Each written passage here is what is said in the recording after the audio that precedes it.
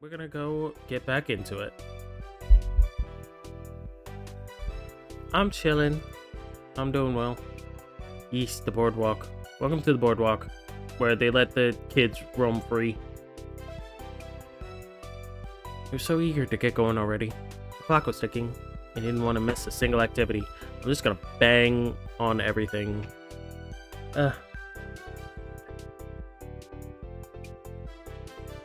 Yes, I have to babysit. I have to babysit these two. That's their brother. Let him do it. It's his. These are Derek's siblings. Let him handle it. Derek awkwardly took a couple of large steps forward. His strides were wobbly as Nicholas held onto him tighter. But Derek was ultimately unfazed. Okay, take your bets now. Does Lizzie ditch us? Hedge your bets now. Does Lizzie ditch us? I bet you she does. Okay, we should start the day right. Face painting stall is up near the front. Face painting! George brightened with a notion that Nicholas shook Derek as hard as he could, without shaking himself off. Derek's grin widened as he laughed at his brother's delight. Yeah, let's go. Face painting? Are you serious? Yes, there are kids. We're with children. What do you want? Nicholas was too absorbed with thoughts of paint to notice her attitude, but George's joy was vanished instantly. Lizzie should ditch. I mean, we would have more fun without her. Could pinpoint the exact second Elizabeth remembered how much younger Derek's siblings were. Elizabeth uncrossed her arms, feeling a bit rotten, cleared her throat, and begrudgingly tried to pull back on her visible distaste. Tried her best. I don't need one. However, of course, we can go over to the stall. Anyone who wants to do it should. That's great. Honestly, there's lots of times to do tons of things. It's not like a big deal if sometimes it isn't what you want to do, right? It's fine. There's plenty of things to do. We got this. She would have more fun. Yeah, but she's the oldest. She has to be the most responsible. Otherwise, everyone's gonna yell at her.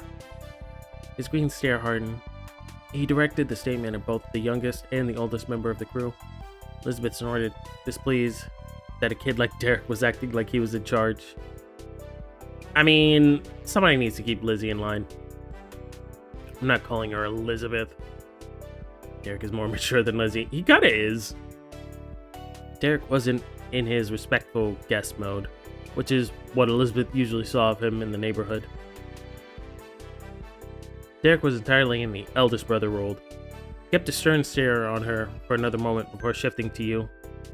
Derek needs to keep his siblings alive. That is important, I suppose. Keeping your siblings alive is, I think, important for you humans, right? Am I wrong? I think that's right. Are you alright with letting my brothers get their faces painted?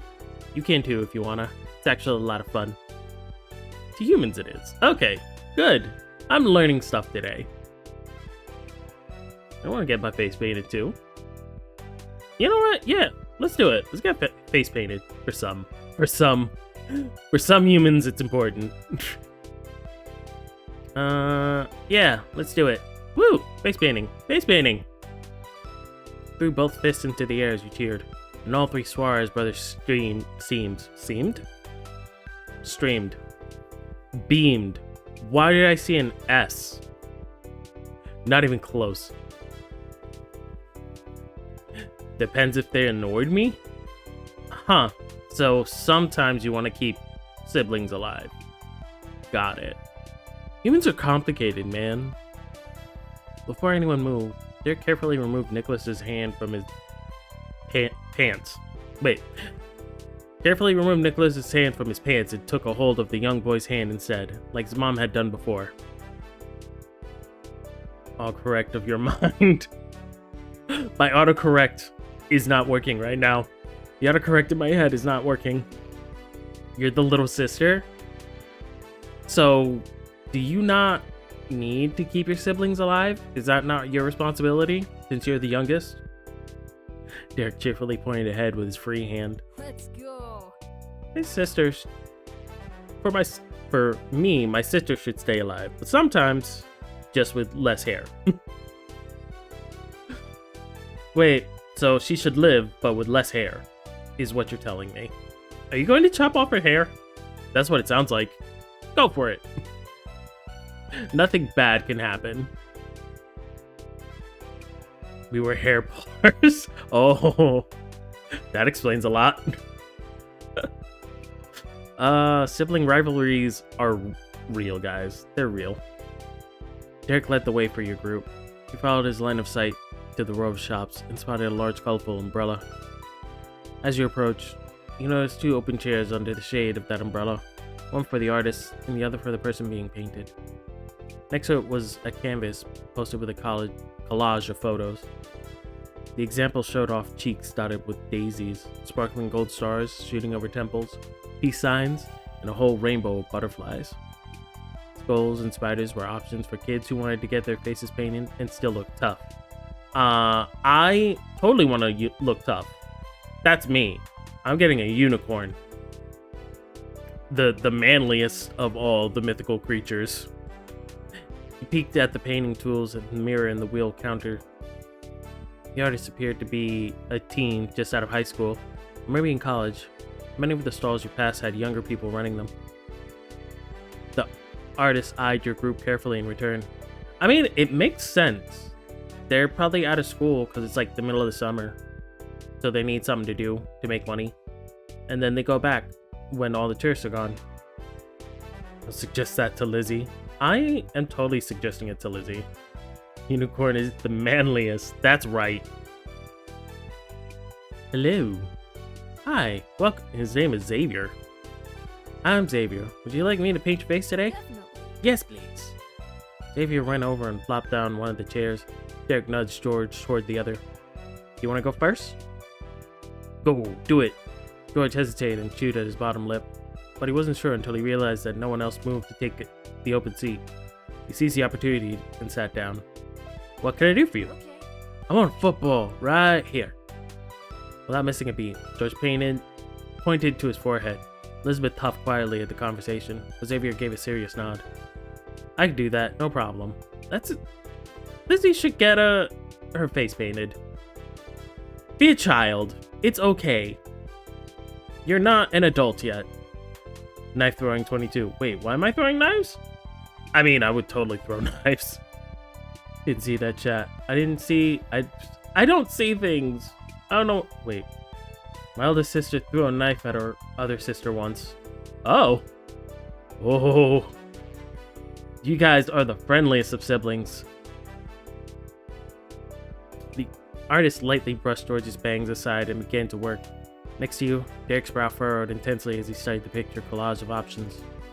What's up, Derek? But Derek continued to quietly mull things over, pressed a hand to his chin and sighed. Nicholas will get what I get. I'm not sure what to get because of that. He doesn't like soccer as much as George likes football. That's probably not the best choice. I'd get a car for obvious reason. Nicholas also really loves rainbows.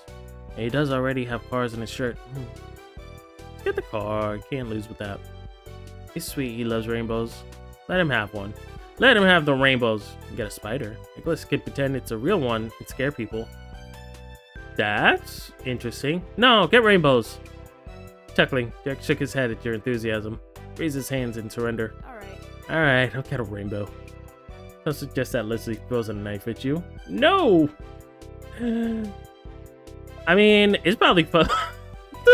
I didn't exactly expect to see it. He has a football in the middle of his face. That's awesome. George's football didn't take long to finish at all. He got up with a delighted grin and tried to tip his head enough to see the painting without a mirror. He couldn't, but that didn't put a damper on his fun. One of his hands hovered around the football, and you knew that he was fighting the urge to poke at it, at the wet paint. Football head. It just looks like a sticker. It kind of does. It's funny that way.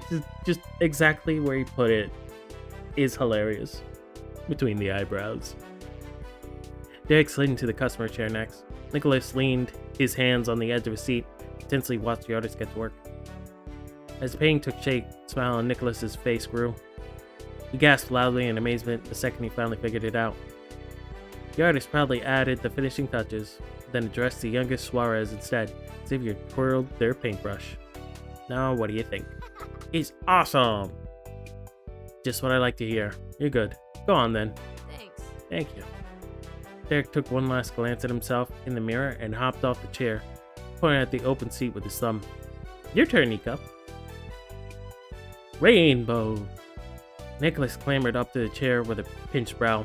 Once he got settled, sat up tall like a big boy. Hello, what can I do for you today? A rainbow! The eyes!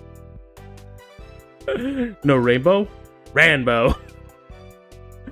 No, he doesn't want a rainbow, he wants a Ranbo. Wait, Ranbo, is that gay Rambo? That's Rambo. That's Rambo, except he's gay. That's Rambo in rainbow colored camouflage. But no, the face. Why is he so excited? Why does he look like that? Why does he look like he's ready to murder? Sounds like a YouTuber. Xavier's gaze instinctively. Wait, what YouTuber? What YouTuber? What are you talking about? I'm confused now. Xavier's gaze instinctively went back to the piece they just finished on Derek and immediately put together what was happening. That's a great idea. Let's get started. He's ready to murder. Nicholas nodded and then pulled. You better do this rainbow right. He will murder you. Don't get in his way. Rainbow, the gay YouTuber? I don't know. Ranbo, the gay YouTuber. I don't know who that is. We will have to look that up later. Nicholas nodded and then put all of his mental energy into holding still. Weren't sure how long the 6-year-old could keep that up before he started to squirm.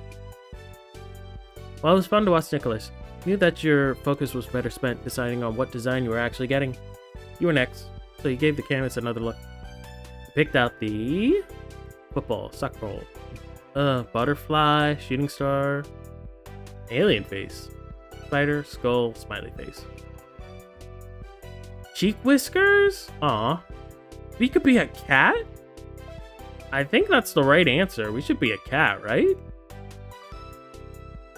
I think cat is the right answer.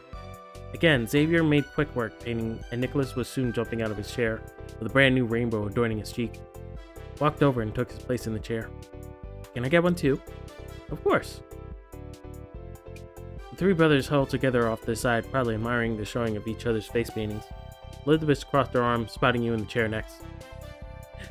There's totally a right answer. You've been quietly hanging around the stall, attempting not to be too impatient. You were the last one left to go. I can start when you're ready. Right, shifted your attention away from your group, and instead stared directly into the artist's face. Like their pink hair. I'm just staring at them. What if I just don't give them an answer and just stare at them until they paint something? It was pulled back and tucked under a uniform hat. And from the distance, you realized that their eyes were more purplish than brown color. They looked one further away. So what can I do for you? Could you paint me cheek whiskers and a painted nose? I can work with that. The artist dipped the clean brush into their starting colors, and they reached forward and began drawing on your cheek. The paint felt cooler than you imagined. It would probably tell you to leave. Bot? Mr. Bot? Can you get the hell out of my chair? They need to read your mind. Yes. Do you not know how to read minds? God. Why the hell did they hire you if you can't read people's minds? Oh, you guys are reading minds in chat? Okay. Have fun. Let me know how that goes. Trying not to move too much, the bristles lightly tickled as they glide across your skin. Stroke by stroke, Xavier started with the outer lines and then filled the center of the drawing. Before you knew it, it was over. You eagerly checked yourself in the mirror, on the counter, and beamed. Thank you so much. You're welcome. Got up. We're beaming a lot. We're all beaming here. Got up and rejoined the others. There was a delighted pep in your step as you pointed to the final result. Elizabeth let out a strangled laugh. You're really testing her attempt not to mock the whole face painting thing. Derek brushed her off. Oh my god. You're not that old. You would love it. Stop being a teenager. Just stop it. Works at random. The mind reading works at random. That's a good one. I agree. I think we look awesome. Now that you and the Suarez brothers were happy with all your face paintings, it was time to discover the next activity. Derek quickly paid for him and his brothers. Yeah, reverse your age, Lizzie. I was thinking of cats.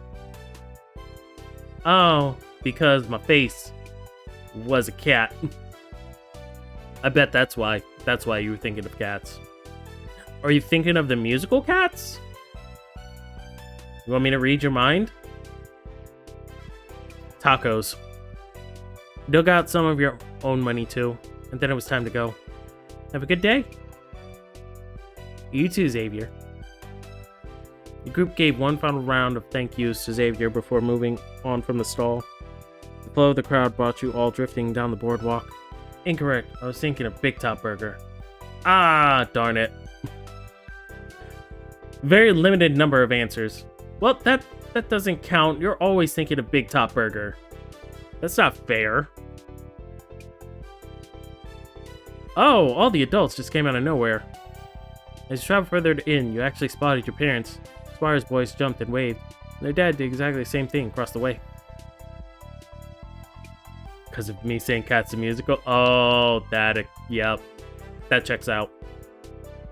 Next time, Mrs. Suarez tried hiding ear-to-ear grin with her hand. Moms had their hands close together, laughing at Mr. Suarez's reaction. No. You waved. Yeah, I'm waved. I see my parents all the time. It's fine. They're fine. All the commotion had you blushing, and in comparison to the Suarez family, you were shyly waving. Simply hoped that your moms could find you amongst the crowd. Knowing that you and Elizabeth had to be close by, your mom scanned over the unfamiliar people until they found you. You both waved back cheerfully. Hi, Moms. Bye, Moms. Then your parents continued on with their own adventure. Thank God. Don't talk to us. We don't want to be associated with you. We don't want people to think that we know you. Your group traveled further down the boardwalk. You browsed a long row of shops, pointing out all the interesting things on sale. Oh, music change. As the afternoon stretched on, the gang continued to enjoy the boardwalk. Elizabeth took long strides and led the pack, cutting her way through the crowd. Everyone was willing to follow her. Where's she going?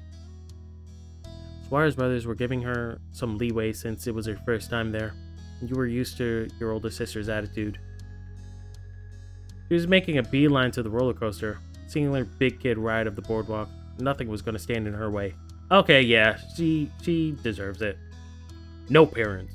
Go away. Nobody likes you. Kept with Elizabeth and walked alongside her. She acted like she didn't even see you. Anything in her eyes with her tracks carving high above your head. I should have stayed with Derek.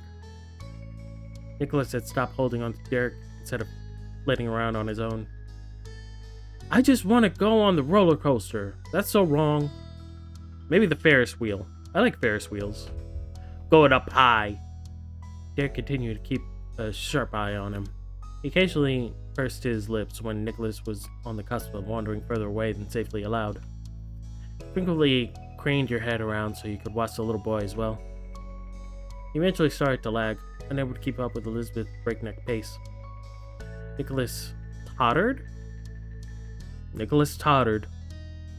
at the end of the group, slowing his pace, falling behind, then bursting forward to catch back up. It happened on repeat. Silence drooped, and his head bobbed forward. There was an expression of vacant determination on his face. Yeah, you got this. You can do this. Use that murderous intent to keep up with us. It was a special kind of stubbornness only the youngest people in society could muster. A type where the concept of stopping wasn't just ignored, flat out didn't exist in their minds. Luckily for Nicholas, he had a more self-aware big brother who could set limits for him. Hey, let's sit down for a second. What? It's a long walk, especially if you got small legs. So, you mean for you? Ooh, burn! That's right, I do need to take a break. Tiny Tim needs a break. Derek willingly accepted Elizabeth's shot at his stature. He guessed why pretty easily based on his leading tone. Derek wanted to rest. Nicholas would want that too. Derek scanned the area and pointed out some tables in the distance. Elizabeth glanced at the path ahead once, but didn't argue about changing course. I don't like calling her Elizabeth. I prefer Lizzie. Picked an empty table that looked to be the cleanest of the section. Everyone took a seat, with the marked preference for sitting under the shade half. I thought she ditched. I'm sure she is trying to. You grabbed your water bottle and took a long and refreshing drink. It remained relatively cool on your tongue. Derek hefted Nicholas up on his lap, his brother wiggling slightly until he found a comfortable position. 22 has the right idea. It's water time. Nicholas gave no audible response. His eyes were completely closed. However, he did accept the water Derek placed onto his hands. He sipped it sluggishly. Damn, that kid's tired. I don't know if he's gonna make it. Fortunately, Nicholas tipped the water bottle upwards until it started to spill. Whoops! It's fine, it's just water. Something about the name Elizabeth reminds me of an old lady's. I know, right? Lizzie's trying to be older, but she overcorrected, and now she has an old lady name. That's funny. Derek snatched the bottle back and chuckled. Nicholas opened his eyes slightly, barely perturbed by getting splashed. He rubbed his wet face on Derek's shirt and stayed resting against his chest. Derek patted his head. He had to admit, it was cute. It's adorable. Elizabeth and George drank the water, too, side-eyeing the scene, but not saying a word. Aww. I think they want head pats, too. Both of them want head pats. Should drink, Derek. While Elizabeth and George's example silently observed. Just watching. We're all just watching him. You should drink, Derek. Thanks, I will. He pulled out his bottle with a smile and began to hydrate. George finished his drink with a final chug. He inclined his head towards his two brothers. Nicholas is going to fall asleep. Elizabeth twisted the cap back on her bottle. She was ready to go. What now? Nicholas let out a small snuffly noise. A snore. He straight up just fell asleep. Derek looked down at his clearly sleeping little brother, but it was no issue for Derek. He brushed it off as easily as Elizabeth's insult. It's cool. I'll find our parents and they can look after Nico while he naps. Mom and Dad won't mind taking him along since he's down for the count. He's probably sitting at one of the restaurants or browsing a store or something. Did they bring a... I don't know. I think this kid's too old for a stroller. I'm not sure. Elizabeth nodded, glad that it wouldn't be her problem. George appeared more hesitant. Okay. Peeked at Elizabeth and then back to you. Dick smiled reassuringly and continued to pitch his plan. Plus, Elizabeth wanted to ride the roller coaster. I would have had to sit back with Nicholas anyway since he's too short for it. Just makes sense for you three to do that while I'm dropping off Nicholas. So go get that ride. I'll catch up later. George sighed. He's being left behind thanks to Nicholas, but was placated enough to not argue with his older brother.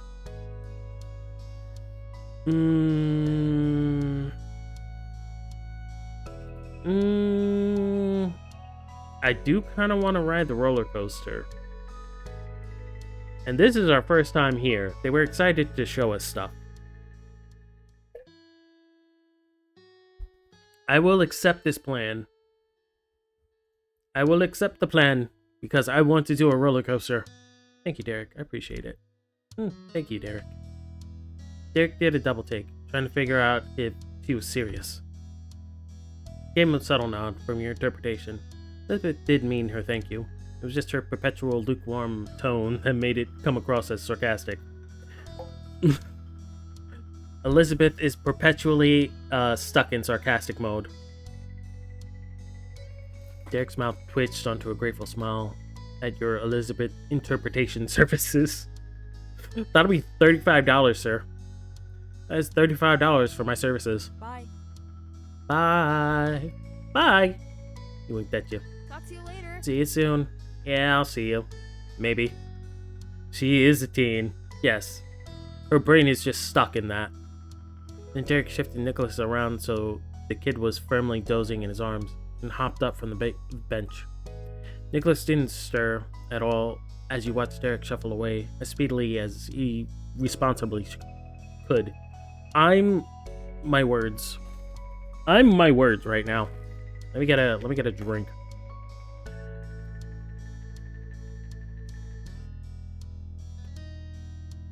There. That should help the words.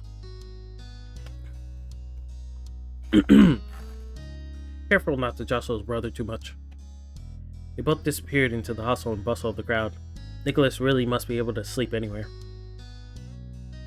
Who else wishes they had that ability? Just sleep anywhere. At any time. George frowned when he lost sight of his brothers. He snuck another nervous glance at Elizabeth. As you should. Be nervous around Elizabeth.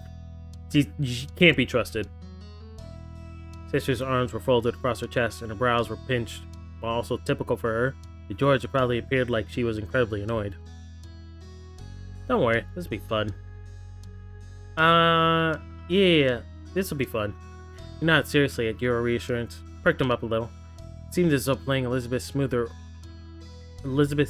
over might become a regular gig. Alright, since you two decided to stay with me, I have the responsibility to make sure neither of you get lost. I am going to immediately get lost. Placed her hands on her hips and scowled mostly at George, but you weren't completely safe either. Right. Better not run off. And I'm riding that roller coaster. Okay. Okay. Yes, ma'am. Please don't hurt me. I hear you. Felt her posturing was mostly for George's sake, but she had always enjoyed bossing you around. Hope she enjoys getting kicked in the face. With her authority recognized, she finally smiled, filled with a childish excitement that you rarely saw from her anymore. Elizabeth bounced on her feet. Yay! But I changed my mind. It's alright to run off, just as long as it's the right way. Move it! We're just gonna run off in that direction and get lost. Crushed ahead, both you and George had to go from 0 to 100 to catch up with her. After the initial burst of speed, she decreased to a pace gradually. She may have been in a hurry, but didn't actually want to ditch you. Well, that's good. She decided to stay with us and not ditch us. That's nice of her? It was a fun chase across the boardwalk. All of you were speed walking as fast as possible. Given Elizabeth's haste, you soon reached the line for the roller coaster. It was long enough that you had more than enough time to catch your breath. Elizabeth raised her hand over her eyes, and she looked up, trying to see the high track of roller coasters despite the sun's glare. She was thrilled. Yay! I'm gonna sit as close to the front as possible. Yeah! Let's do it. Oh? She was surprised at his sudden eagerness. She approved. Okay. And you can sit by me. George smiled shyly and expected the payment below him. I'm gonna throw my hands. I mean, that is tradition. We need to put our hands in the air. Good for you. Why you gotta say it like that? Why you gotta say it all condescendingly? I'm not gonna hold on tight either. You get it. The line plodding along, families and various teenage friends groups filling forward every time the roller coaster returned. It was a test of patience in the heat of the summer afternoon. Still, there was a grand reward on the other side, and eventually, the three of you reached the loading station. The loading station, like we're cargo. We're just cargo. Load 'em up! Elizabeth and George rushed toward the front of the car as soon as the roller coaster attendant gave them a nod. They managed to get seats, only a couple of rows from the top. Yay! Sat behind them and buckled in, like Nicholas in his booster seat. Do we get to sit next to a new friend? An attendant went through each person, verifying they were strapped in safely. The roller coaster passed inspection and was cleared to go. Slowly started pulling uphill, heightening your anticipation. The attendant came by and loosened our seatbelt, hoping we'll fall out. Up and up and up. Car crept forward. You gripped your handlebar, bracing for what would come. Went over the crest, and then whooshed down the first hill. Wind rushed past you. Felt like falling. Tossed your hands up and laughed at the sheer joy of it. Yay! I love roller coasters. I will always go on a roller coaster if I get the chance. What about you guys? Are you guys scared of roller coasters or not? I don't know. Some people love them. Other people just refuse. They refuse roller coasters. Are y'all brave? Are y'all brave people? You're a scaredy cat. Aw. Lane's a scaredy cat. You'll try? That's awesome. As long as you give it a try. You too? Like, Umi, do you mean you'll try or do you mean you're scared?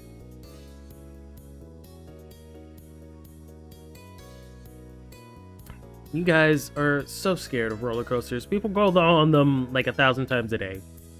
Y'all are scared. People do it 1,000 times a day. It's fine. Nothing's gonna happen. You know, except a couple times that things go wrong. Screams filled the air. Shrieks of joy, terror, and everything in between. The roller coaster curved around, went back up and then down again, racing through several smaller hills and valleys. You might puke. Just don't eat before it. The wind track jostled you around so much it chattered your teeth in your head. You never knew what punch it would hit you with next. But too soon, felt the momentum slow, and your surroundings grew familiar. The coaster puttered to a stop back at the station. Safety bar was released, and your shaking hands lifted over your head. The skin of your face was tight and sensitive in the best way, tingling from the rush that ended only moments ago. Elizabeth discreetly watched George to make sure he didn't need help before standing up. So, we're getting back online, right? We're gonna do it again, right? Have you ever puked water? Once, I think. Not totally sure. Three of you followed the exit signs back to the boardwalk. Energized, expressions all around. George skipped beside you and Elizabeth. Go right back on the line. That was cool. I know, right? Too many times. I'm sorry, Lynn. Stop. Don't puke. Keep what's on the inside on the inside. Elizabeth nodded as she smoothed down her frizzled out hair. It wasn't bad. Her grin held more enthusiasm than you'd seen from her all week. Oh my god, Lizzie's smiling. Never thought I'd seen the day. It is awesome. There have been so much whooshing, you've gone so fast. You could write that again and again. So why aren't we? Peaked stomach acid, ew. That sounds awful. Same. You guys, keep the contents of your stomach in your stomach. Why would you humans just evacuate your stomach like that? Y'all are weird. Keep your insides on your insides. As the adrenaline began to settle down, realize that your group wasn't actually walking in any particular direction. Elizabeth paused and peered back and forth, raising herself on her tiptoes as she searched. No Derek. She narrowed her eyes, and her sly smile set off an immediate alarm bells. What?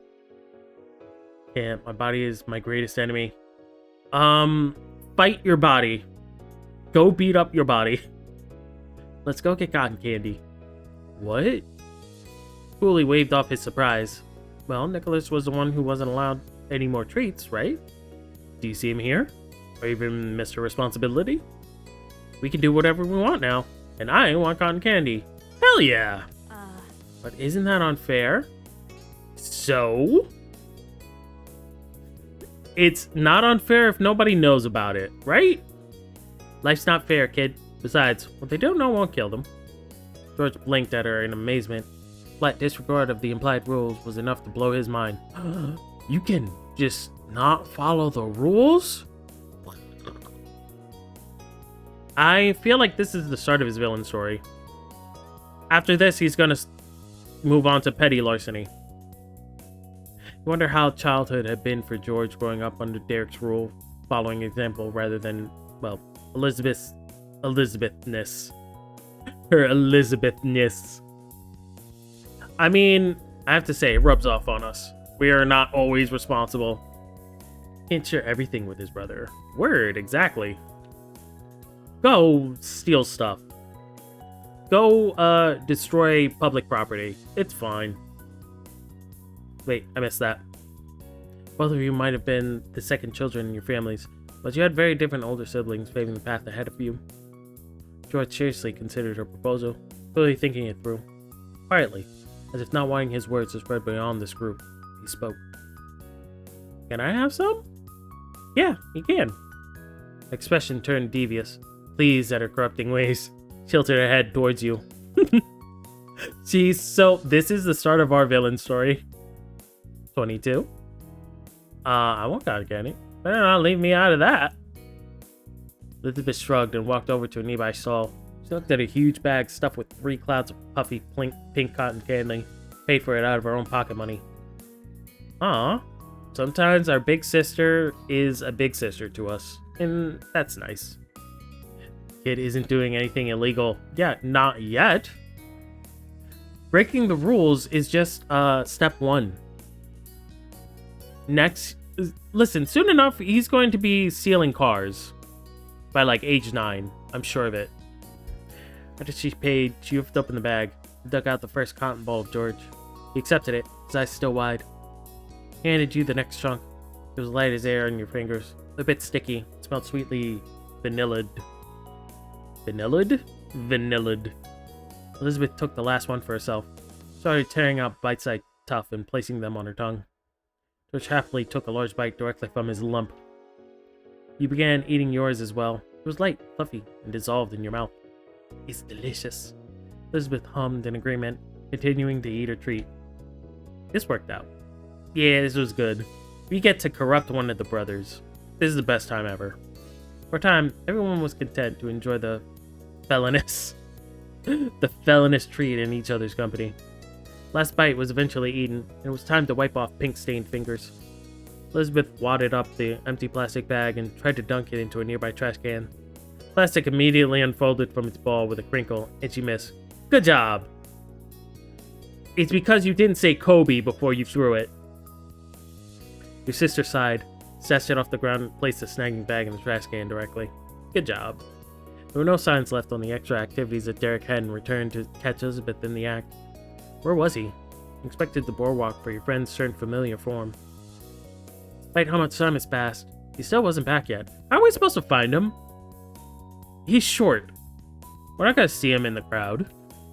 We could try the roller coaster again. George shook his head definitively. We should wait for Derek. He's gotta be coming. Elizabeth sighed, but led the group closer to the sign posted across the front of the coaster.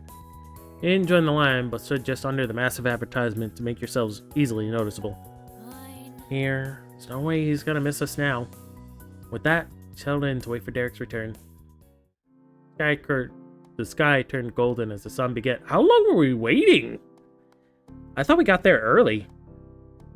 The sky turned golden as the sun began to disappear under the horizon. Glanced out to the sea and looked as if the ocean was swallowing the day. Just wait, we've been waiting there for like hours. They're gonna find you using Lizzie's bright orange hair. That might work. I don't know, a lot of people have a lot of colored hair. Lights began to click on, and the already shiny buildings of the boardwalk were set aglow. In that waning light, 2 boys with matching rainbow face paint emerged from the shadows. You'd found Derek and the unexpected carry-on. Well, that stinks. Elizabeth ran in hand through her still frizzed hair. She started snoozing as she stared at the snoozing Nicholas. George frowned, concerned. Wait, did they not find their parents? Derek spotted you and the group all headed toward each other. Met in the middle, near the restaurant, mostly empty rack of rental bikes. Hey, everybody. He bashfully kicked at the pebble by his foot. He also chuckled and shrugged, as if to say, yeah, plan didn't work out. Sorry for taking so long. There was sort of a problem. Duh. Well, thank you, Elizabeth. So constructive. Appreciate you. What would we do without you? Nicholas released a particularly loud snort. What? Where are Mom and Dad? George's arms were around his chest. Derek readjusted his grip sturdily. He wondered how strong he was. Must have been getting difficult to hold Nicholas at this point. They're fine, just that they promised to meet later is all. It's not like we've been abandoned. George let his hands hang loose on his sides, believing his brother. Before anyone could say anything else, Derek had a new idea to offer. I'm gonna hold Nicholas until time to go home. The rest of you can keep having fun. Go wherever you want. George uncomfortably pulled at his shirt, stretching the fabric at its seams. I don't want to go. I want to help. Visibly felt bad about all this being put on Derek. Got the impression that if George was a little bigger, that he'd offer to take a turn holding his baby brother instead. No, it's okay. I'll be fine. Really shouldn't waste all your time standing around with me. Plus, then who would help Elizabeth and 22 around the boardwalk? It's a boardwalk! What do we need help with? It goes up? It goes down. We can't go anywhere. They hadn't been here before. You know this place and can make sure they don't get lost. Don't miss the good parts. George turned to you and Elizabeth, hesitated with his answer. It would help me know we didn't send them off alone. They're a guest, right? Okay. Thanks, George. Derek leaned closer to Elizabeth and whispered, I don't want George to miss out on the boardwalk because Nicholas, or cousin me. Please go take him and have some fun. Elizabeth and Derek made eye contact. For all you could figure, they had some sort of eldest sibling telepathy going on. It's huge, like the size of an entire town. Damn, that is a big-ass boardwalk. I mean, they fit a roller coaster and a Ferris wheel on here, so maybe. It's like a town. They just stretched it out. That was the only way you could explain it, because rather than arguing, she agrees to work with Derek. I'll do it. Elizabeth then pressed her lips together and considered you, snorted, and then lightly flicked her nose. I don't need 22 with me. George isn't a pain. Dick's brows creased, not expecting that. Huh? What did I do? I can stay with Derek?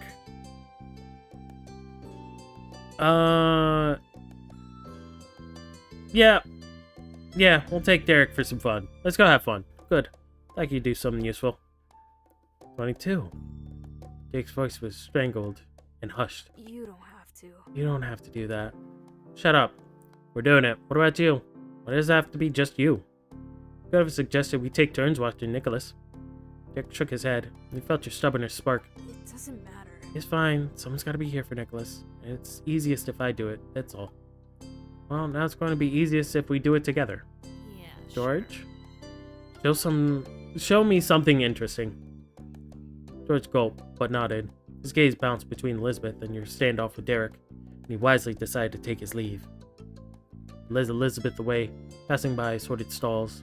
He seemed to have an idea where he was going, so he figured he and your sister would probably have a good time. Derek shifted his weight from foot to foot, bouncing around like the floor was on fire. Got more panicked the further away your sister and his brother got without you. Number 22, you have to go. Found her parents. What? Kept babbling and hot-footedly hopping, both at rapid pace.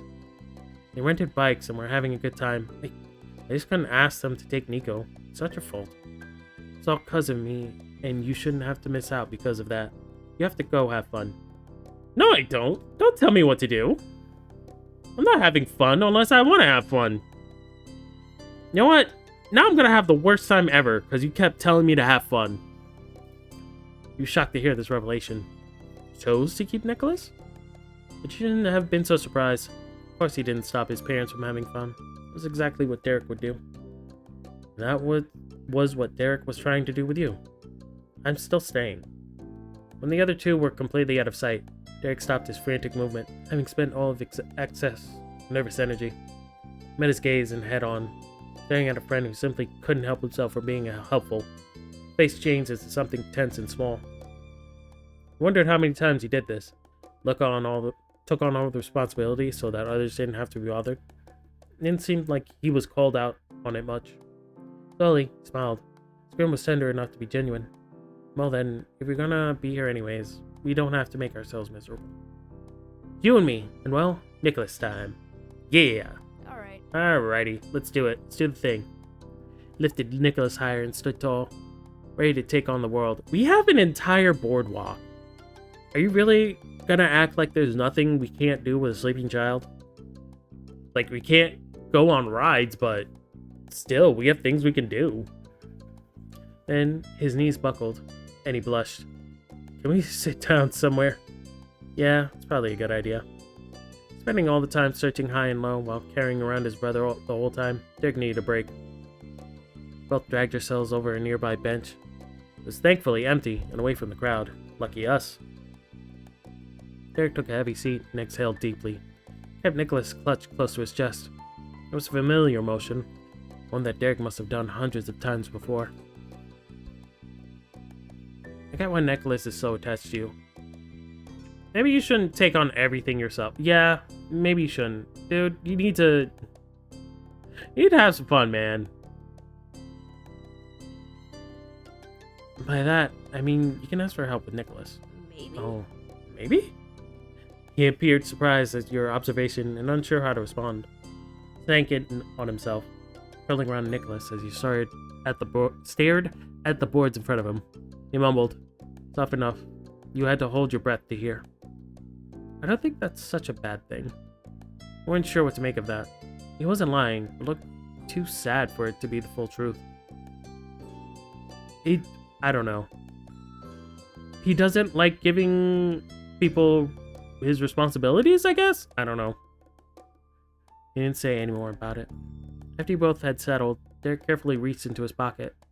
Struggled to dig around to find what he was searching for. Aha!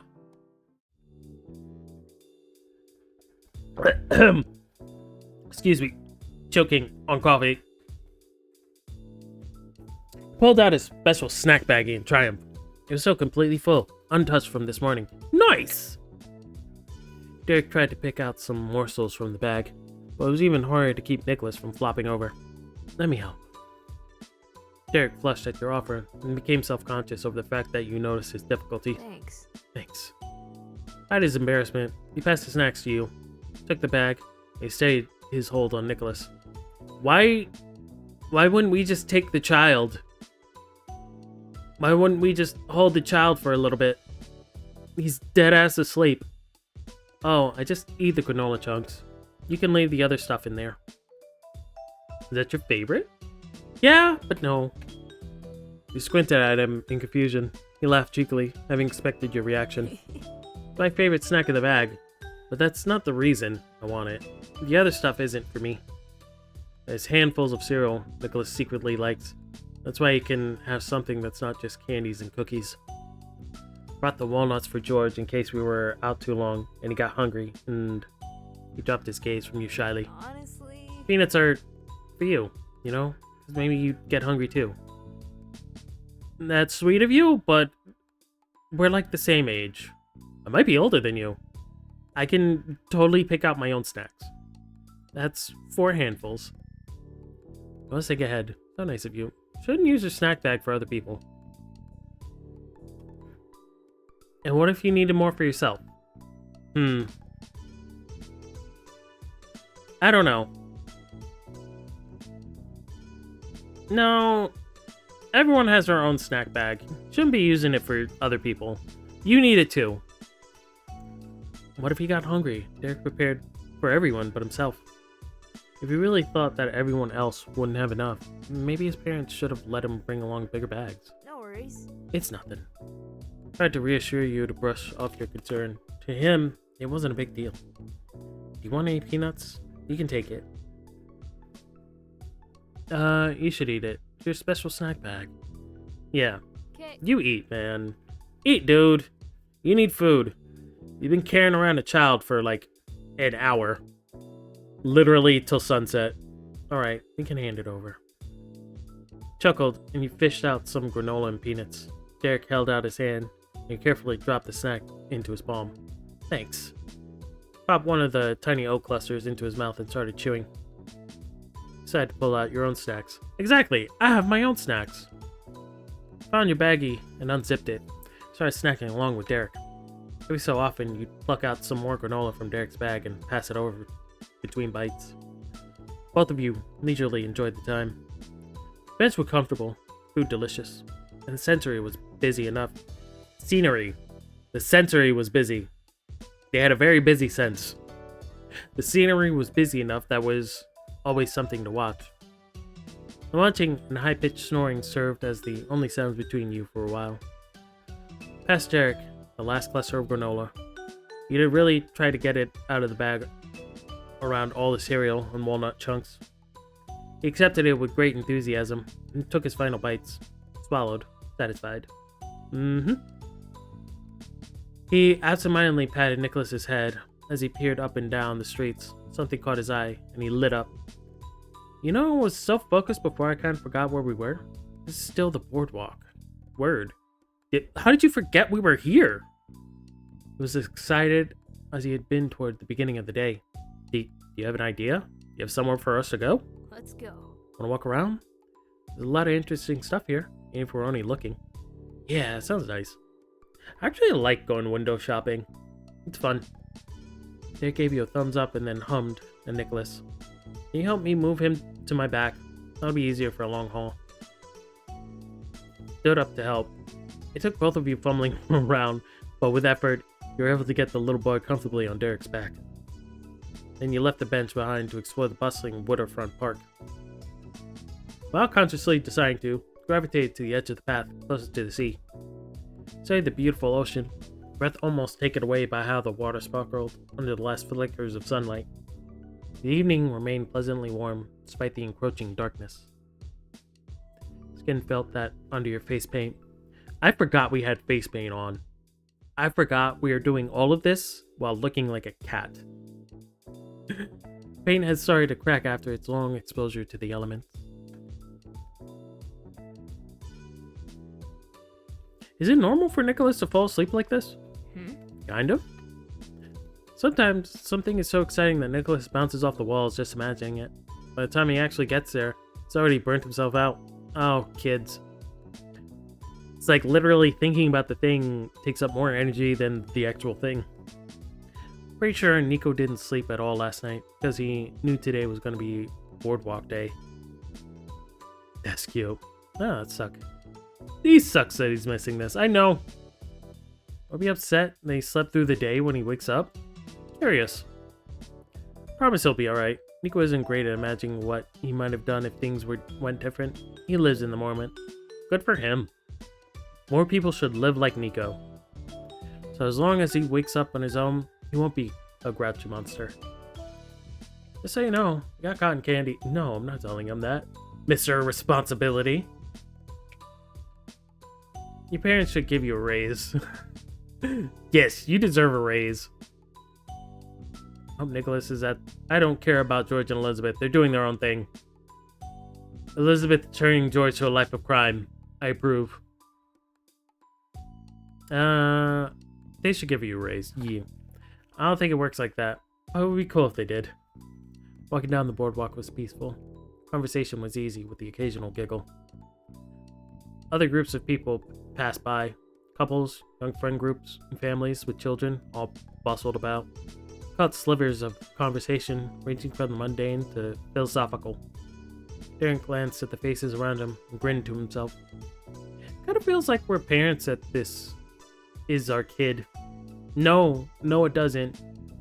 It feels like this is your little brother and he fell asleep. Twisted around to show you Nicholas with amusement. Oh yeah, next trip should be wedding chapel. No. Well, he's not actually my kid.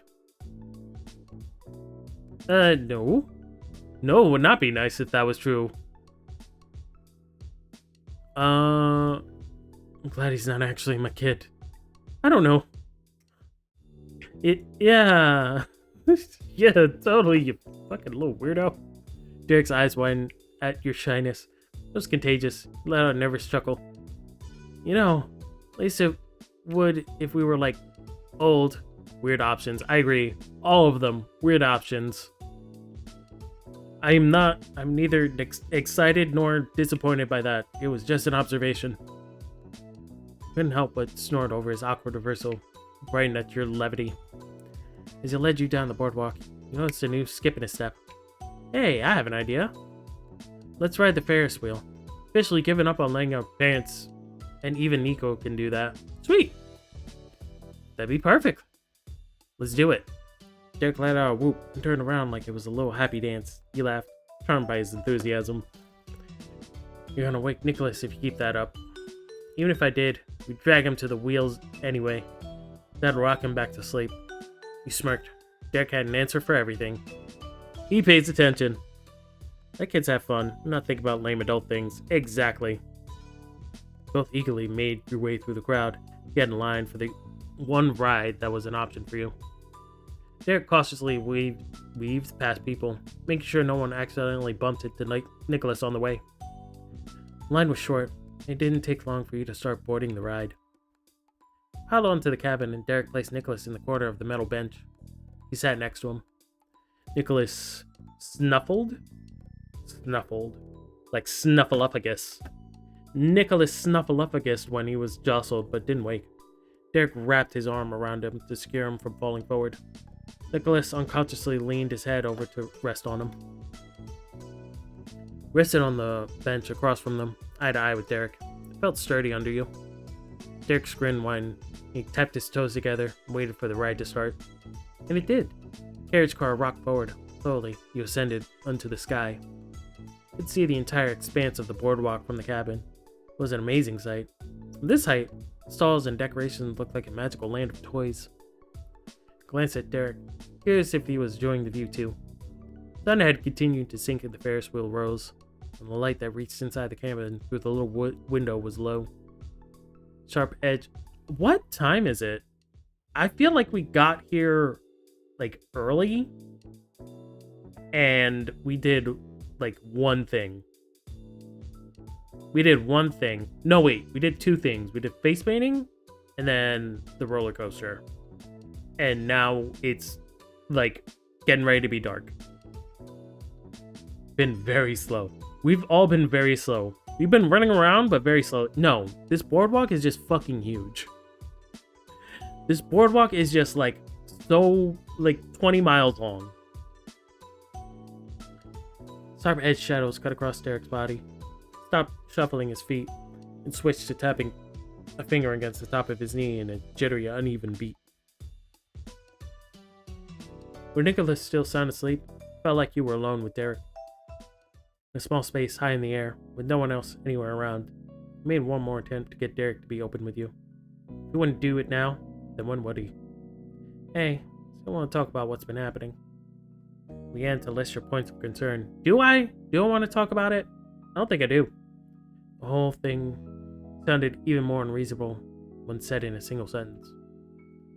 Got the face paint Nicholas wanted. You picked out snacks for other people, gave up your own chance to have fun today so our parents could go on a bike ride. Why don't you do things for yourself? He shrunk under the accusation like the walls were bending in on him. Yeah, be a little selfish, man. Well, it's not like I can't ever do things for me. I do sometimes. I went to a summer soiree instead of hanging out with my family. You weren't convinced, and spelled that out with the furrow of your brow and the tight line of your mouth. Did you do it for you, or did you do it for me? Derek acted the scolded child and hung his head in shame, but he felt compelled to fill the uncomfortable silence your reaction had left. It's easier to do things for other people than to try and fight for something just for me, and that makes everything easier for other people too. He almost spoke out in his defense to declare that he should stand up for what he needed, but you held it back. Derek was finally expressing himself, and you didn't want to interrupt. Go ahead. Preach. He rambled on, trying to sort out his thoughts and arrange the words in a way that made sense to both you and himself. I don't know. I like thinking about the people I love. I really, seriously do like doing stuff that makes them happy. I don't want to have to stop doing any of that. I find that relatable. I find that relatable, small fake child. Yes, tiny, not real person. That's super real. Very relatable. Derek tightened his hands into fists. His words were earnest, and he directed them straight towards you, with unwavering eye contact. Work is insane today. No, Ren! Fight work. Destroy the work. Don't do the work. It's too hard. Make them pay you double, at least. Where was I? Yes. I mean it. Even though it's annoying sometimes. Annoying for me, and whoever tries to stick with me. However, sure as it was, his resoluteness fizzled out most immediately. Derek timidly sunk down into his seat. He brushed his little brother's bangs away from his closed eyes. It was a nervous momentary distraction. Nicholas offered him some emotional support just by being there. So busy. Well, tell them to go away. Tell them, just like Derek, do things for yourself. Make all the people go away. Kickflip the work. Yes, kickflip over work. You'll be fine. Just, take the money that you need and run. Gotta go. Have fun. Alright, Rin. My game's not weird. It's not weird, it's fun. Well, I'll catch you later, Rin. Bye. When Derek spoke again, it was in a tiny voice. Maybe. But maybe part of me is sort of hoping that instead of having to do more for myself and less for others, somebody would try to do things for me, too. Then it'd be even. I know, right? Angela's here. Hey, How you doing? We're doing good. I'm doing good. I don't speak for everyone else, but I think they're doing good. This is the least weird game you play. You know what? Fair. This is the least weird game I play. All the other ones I die a lot. Derek shifted shyly. His head was still low, but his gaze shifted up to you. It's kind of like a dream or something I've got. And if I'm not doing that for anyone else, how am I going to find someone who will do it for me? Can't ask for stuff that not even I'd want to give. Your eyebrows shot up, but the rest of your body froze in place. Derek turned his face toward the window. It wasn't enough to cover the way his cheeks had reddened. Wait, these have windows? What do they need windows for? Just let us have some fresh air. My family cares about me, obviously, but a lot of the time, that's the thing I need help with. With a laugh, Derek liberally tousled the hair of his beloved Pain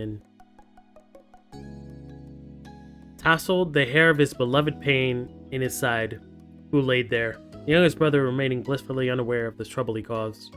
I didn't realize he was calling the child a pain. Fair. Really big ones have windows, so you don't fall to death.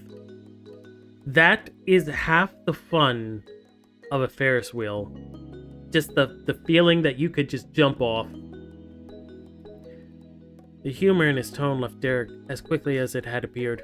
He couldn't get away from how serious the topic was, or how much it truly meant to him. It'd be cool to have somebody who was on my side, and who liked me because of me, not because they're family and are supposed to love me. For a single instant, his eyes met yours, and then he instantly focused on the world outside and scoffed. Clouded window, the old Ferris wheel. See a lopsided grin reflected in the glass. Don't tell my bros I imagined some pretty dumb things. It's not dumb. It's normal. Thanks. You're welcome. I'm gonna tell them. Foggy face you can make out in the window pane trembled. It wasn't ready to show it directly. You were glad you still got a glimpse of it. He grasped the top on one knee, took in a deep breath through his nose. When he exhaled, he carefully laid out a few more words for consideration. Hey, number 22. Is there somebody that you think... I never placed the last part. Forget it. Never mind. Forget it. You can ask me anything if you want to. Don't worry about that. Well, thanks. You're great. It was just this idea I've been kicking around, but I should probably think about it a lot more. Besides, Derek shrugged an arm and cocked his head down to the extra bit of company who was still gently snoring. Kind of awkward to talk about all this personal stuff with my baby brother right here, even if he is asleep. Was he gonna ask us out or something? He chuckled good-naturedly, moving his hand to scratch behind his ear. Maybe I can try again later. The back of his foot knocked against the lower wall of the outcropping metal seat on repeat. It sounded the end of the conversation, but that didn't mean nothing else was on his mind. Kind of fun, most amusement park rides. feeling of falling, even if it's a safe environment. I know. That's why I love roller coasters. Everyone else seems to be afraid of them. I don't understand why. Roller coasters are awesome. And you're most likely not gonna die. He's definitely gonna ask you out or reveal his feelings. Aw, that's cute. We don't have feelings, so that's a no, little man. But that's cute, though. Derek was always considering something. Most of the time, it was other people. Things someone else might have missed or forgotten weren't taken for granted by him. I'm afraid of most things. Don't be afraid. Even though life is actually very frightening. Be afraid. Be afraid of life. Everyone should be a little afraid of life. Thanks for helping with the snacks before. Hey, no problem. A piece of appreciation was given easily. The next, though, was far meeker. And thanks for coming with me. You're welcome. Thanks for letting me come with you. Yeah, thanks for letting me come. This time, Derek shared his bright and bashful face directly with you. Could always count on him. That was a certainty, and Derek knew that the sentiment was mutual. I said before, I'm not built for this world. I'm just a person made of cardboard. You are the opposite of Superman. You are a person of cardboard in a place of made out of metal, hard stuff.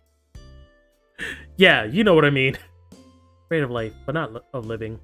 Feel free to make mistakes and learn from them. Yeah. Angela's got the right idea. You got it. Do that. Angela has all the best advice.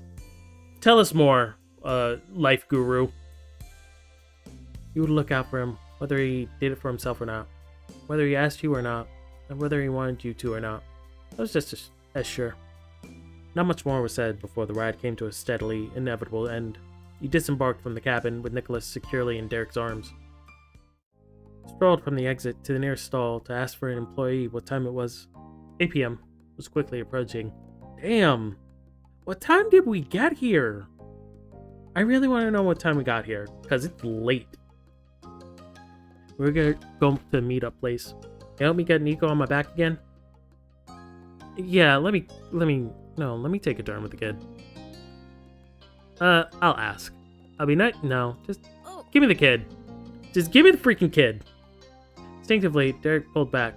He clung tighter to his youngest brother, keeping the weight of that burden squarely on himself. He waited, calm and stable. Ultimately, the tension on his face and the hesitancy in his heart faded. He accepted your offer graciously. It'd actually be great. Thanks, 22.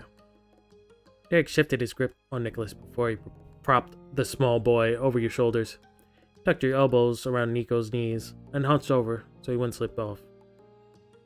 Nicholas draped heavily on your back like a fluffy car-patterned cape.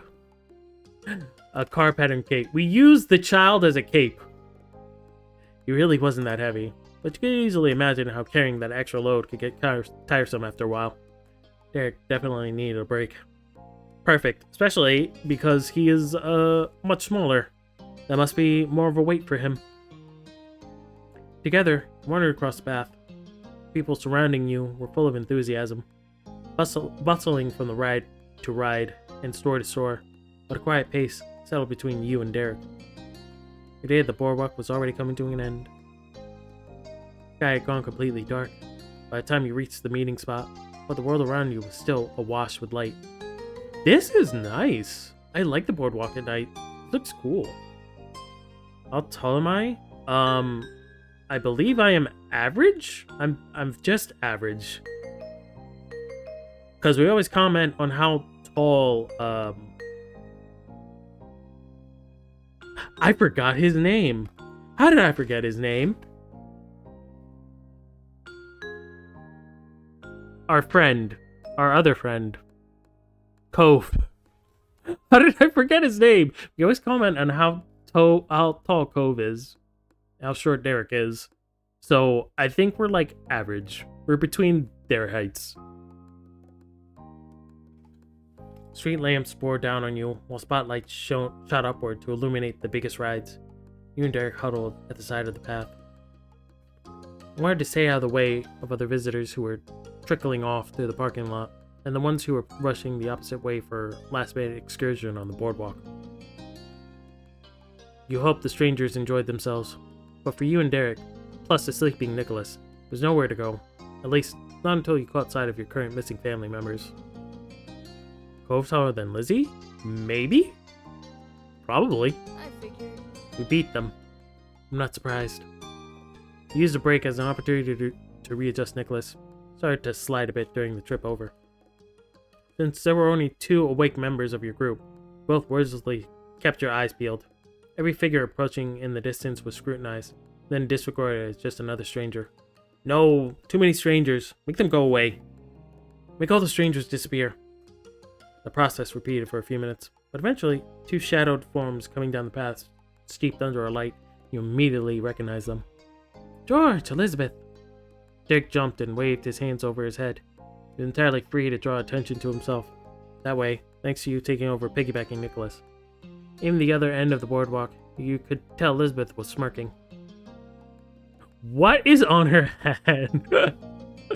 I guess she went back and got face paint. When Derek's brother and your sister rejoined you in front of the first stall, you were proven right. Definitely had a leering smirk. It's very cute that you're taking a turn with the precious baby. Ha! Derek worked out a laugh. Elizabeth's smile wasn't the only noticeable thing on her face. Even Derek wasn't polite enough to let her get away with it. Maybe, but what's that on your forehead? A golf ball? Oh, yeah, that makes sense. Of course she would get a golf ball. The oldest kid hadn't returned exactly the same way you'd left her. She now had a bright white golf ball emblazoned on her skin with non-toxic water-soluble paint. I like your new look. After just a small huff, Elizabeth painfully laid out her case. George and I talked a little about sports we liked. I told him I did golf. He suggested I get face painted that. I did it, and it was fun. Yeah, it was. The chin was high. She spoke with defiance. Elizabeth absolutely refused to be embarrassed by her change of mind. George stood at your sister's side. Probably took credit for the accomplishment. Good job, George.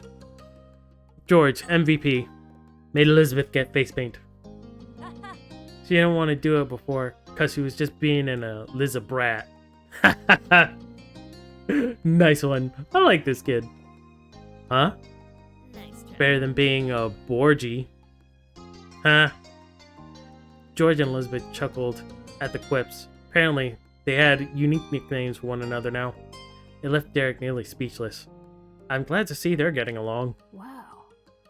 Wow, that's amazing. Wow, bro.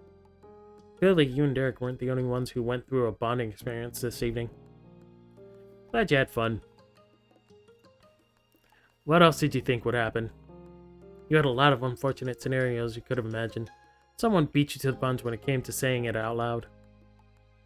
That you'd act too cool for everything and George would sit around and sad all day. Rude. Well, that's rude and it didn't happen. Yeah. And that's why we're glad.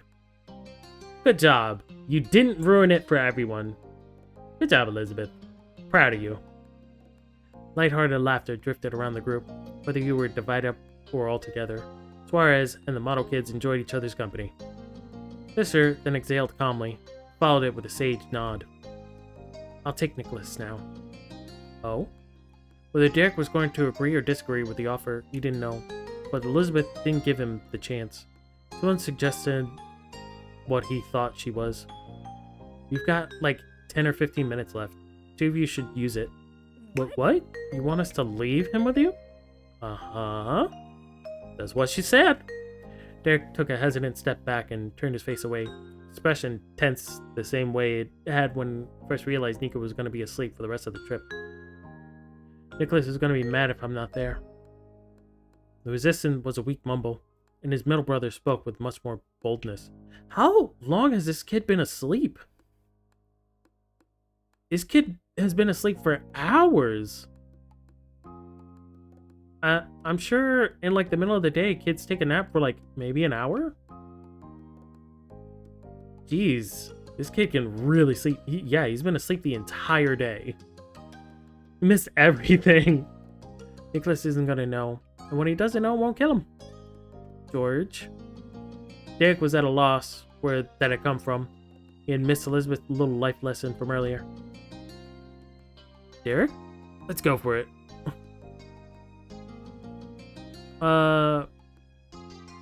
Boric? Come on, Boric!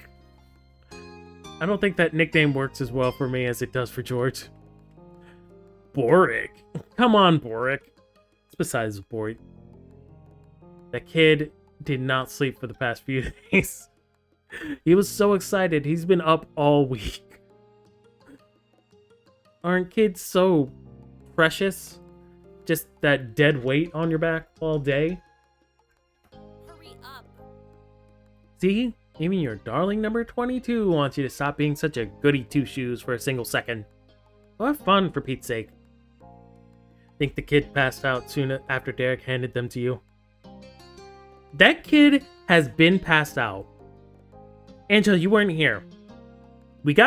Everyone got face painted. Then we ran over to the roller coaster, and the kid passed out like halfway there, and he has been asleep. Derek went to go look for her parents, came back, and then that kid's been asleep the entire time. This kid has been asleep for like 4 hours already. He was asleep way before that. I'm amazed that this kid can sleep that long. He shyly scuffed his sneaker on the ground with a doe-eyed expression. This was more expected from Nicholas. It was exceedingly rare for anyone to tell Derek what the plan was. He was used to coming up with all the ideas and taking charge. Derek glanced at you. It was impossible not to smile at him. All right. I hope he's having a good rest. Oh yeah, I'm sure he's having a great rest. I'll do it.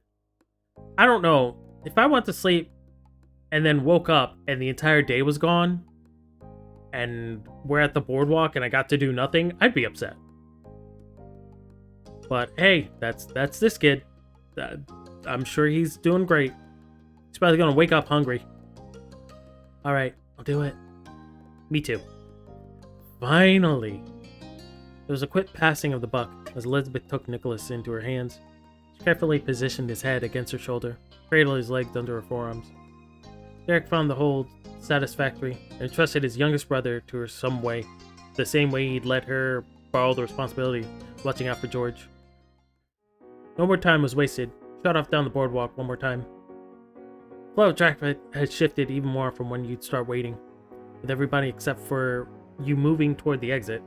You pushed against the tide into the heart of the park. Your feet and heart were beating hard. Derek shouted over the sound in a breathless, thrilled voice. The lines are all going to be short this late, but I don't think we can do two. Which one do you want to do? Or we don't have to go on a ride at all. I kind of want to go back to the roller coaster. He didn't get to do the roller coaster, and I want to go back. Okay. Alright, we have to do the roller coaster. Let's go. The joy in his cheer betrayed how disappointed he must have really been to miss out on the roller coaster before. He had put on a brave face before. In the end, he had the chance to get his due reward. You would make certain that he got that on that ride. We're doing this. Even if we have to break in after hours, you're getting on that ride. Why would people be leaving? People love staying late at night. I know, right? There would be... Boardwalks are open, like, super late, till, like, midnight. It's only, like, 8 p.m. You and Derek sped straight to your goal. Couldn't help but tilt your head back every so often as the roller coaster loomed closer. As Derek had theorized, the line wasn't even half the length it was for most of the day. It only took a few minutes before you were on the platform and awaiting your ride. You jumped into the cart along with Derek, pulled the safety bar down in front of you. It was bursting with anticipation, so the restraints were especially useful. A clacking sound, like the winding of a clock, chimed out, and the ride began its gradual climb upward. Except they refused to strap you in. They left you, like, wide open, hoping you would fall out. It reached the summit, and after appropriately stomach-tightening pause, it rolled over the edge. Cool summer air rushed over your face and whipped your hair as it descended at breakneck speed. Derek threw his arms into the air as he squealed in delight. I'm not wooing. I'm not gonna woo! There. That's what you get. You gotta woo. You gotta woo out of me. I wasn't prepared to woo this morning. Well, actually, it's afternoon for me now. So I guess that's wooing time. You were jostled in your seat, vibrating with the motion of the roller coaster. Derek and you took turns knocking into the other around every bend. When you came at a jarring stop back at the station, you lifted off the restraint together, made your exit down for the other side of the ride. Derek ruffled his hands through his hair, straightened out his characteristic spikes. He was absolutely beaming the way out. Sweet! Derek stared at the sparkling stars and the glitz of the clamor of the boardwalk. There was a peace between you that hadn't been there in any other moment during your trip. Phew. Hey. His eyes had stolen the shine from the cosmos when he placed his gaze back on you. Don't describe his eyes like that. It was way too awkward to talk about this before. You know what? The way this is going on in our heads, it reminds me of the Smitten from Slay the Princess. I feel like that's how we're talking in our heads. Just like overly describing everyone's reactions and their faces and the shine of their eyes. Like, relax, dude. Chill out. It was way too awkward to talk about this before with my little brother right there. But I just want to say, I really like hanging out with you 22. I love my brothers and parents a ton. All my other friends are great too. When I have to pick someone to team up with, think about you. Well, that's sweet. You're sweet. Shrugged, shoulders with a sly grin. Derek was someone you could count on for honesty. Sometimes, it still surprised you what he was capable of.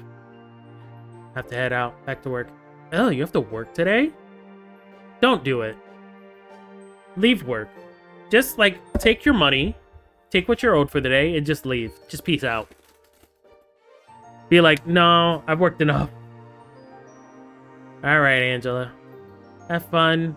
Catch you later. Bye. Did I read this? I read that. I think of you too. Partner with you anytime. Thank you. I can get why you didn't admit that earlier. Yeah. I'd partner with you anytime. Oh, cool. Getting a chance to spend some time with truly just the two of you was more than you could have hoped for. You owed Elizabeth this one. Despite taking the entire extra jaunt around the boardwalk, you still arrived at the entrance before your parents. However, there had been a shift in the group. Nicholas was awake. As soon as Derek noticed the small third figure standing by Elizabeth and George, he started like he was hit by a bolt. Oh no! It'll be fine, dude. He made a break for his sibling, and you were right behind him. Motion was not exactly subtle. It caught the attention of the boy in question. He let out a shout when he saw your rapid approach. Well, technically, it wasn't your arrival that had an impact. They're cute. Nicholas sprinted away from the meeting spot, not willing to wait a single second for the reunion. Crashed into Derek, wrapping his arms around his brother's thighs and sticking his head in the space between Derek's legs. Oof! It was powerful enough to knock Derek off balance. He had to swing his arms out to his side and stop wobbling. Once he was sure he wasn't going to topple over, Derek bent down and scooped up his hanger-on. Seeing Derek carry Nicholas felt extremely familiar by this point. Are these canon heights? Because seriously, how's Derek carrying this kid?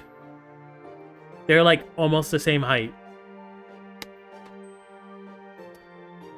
Derek must be very strong. He's practically carrying his own body weight.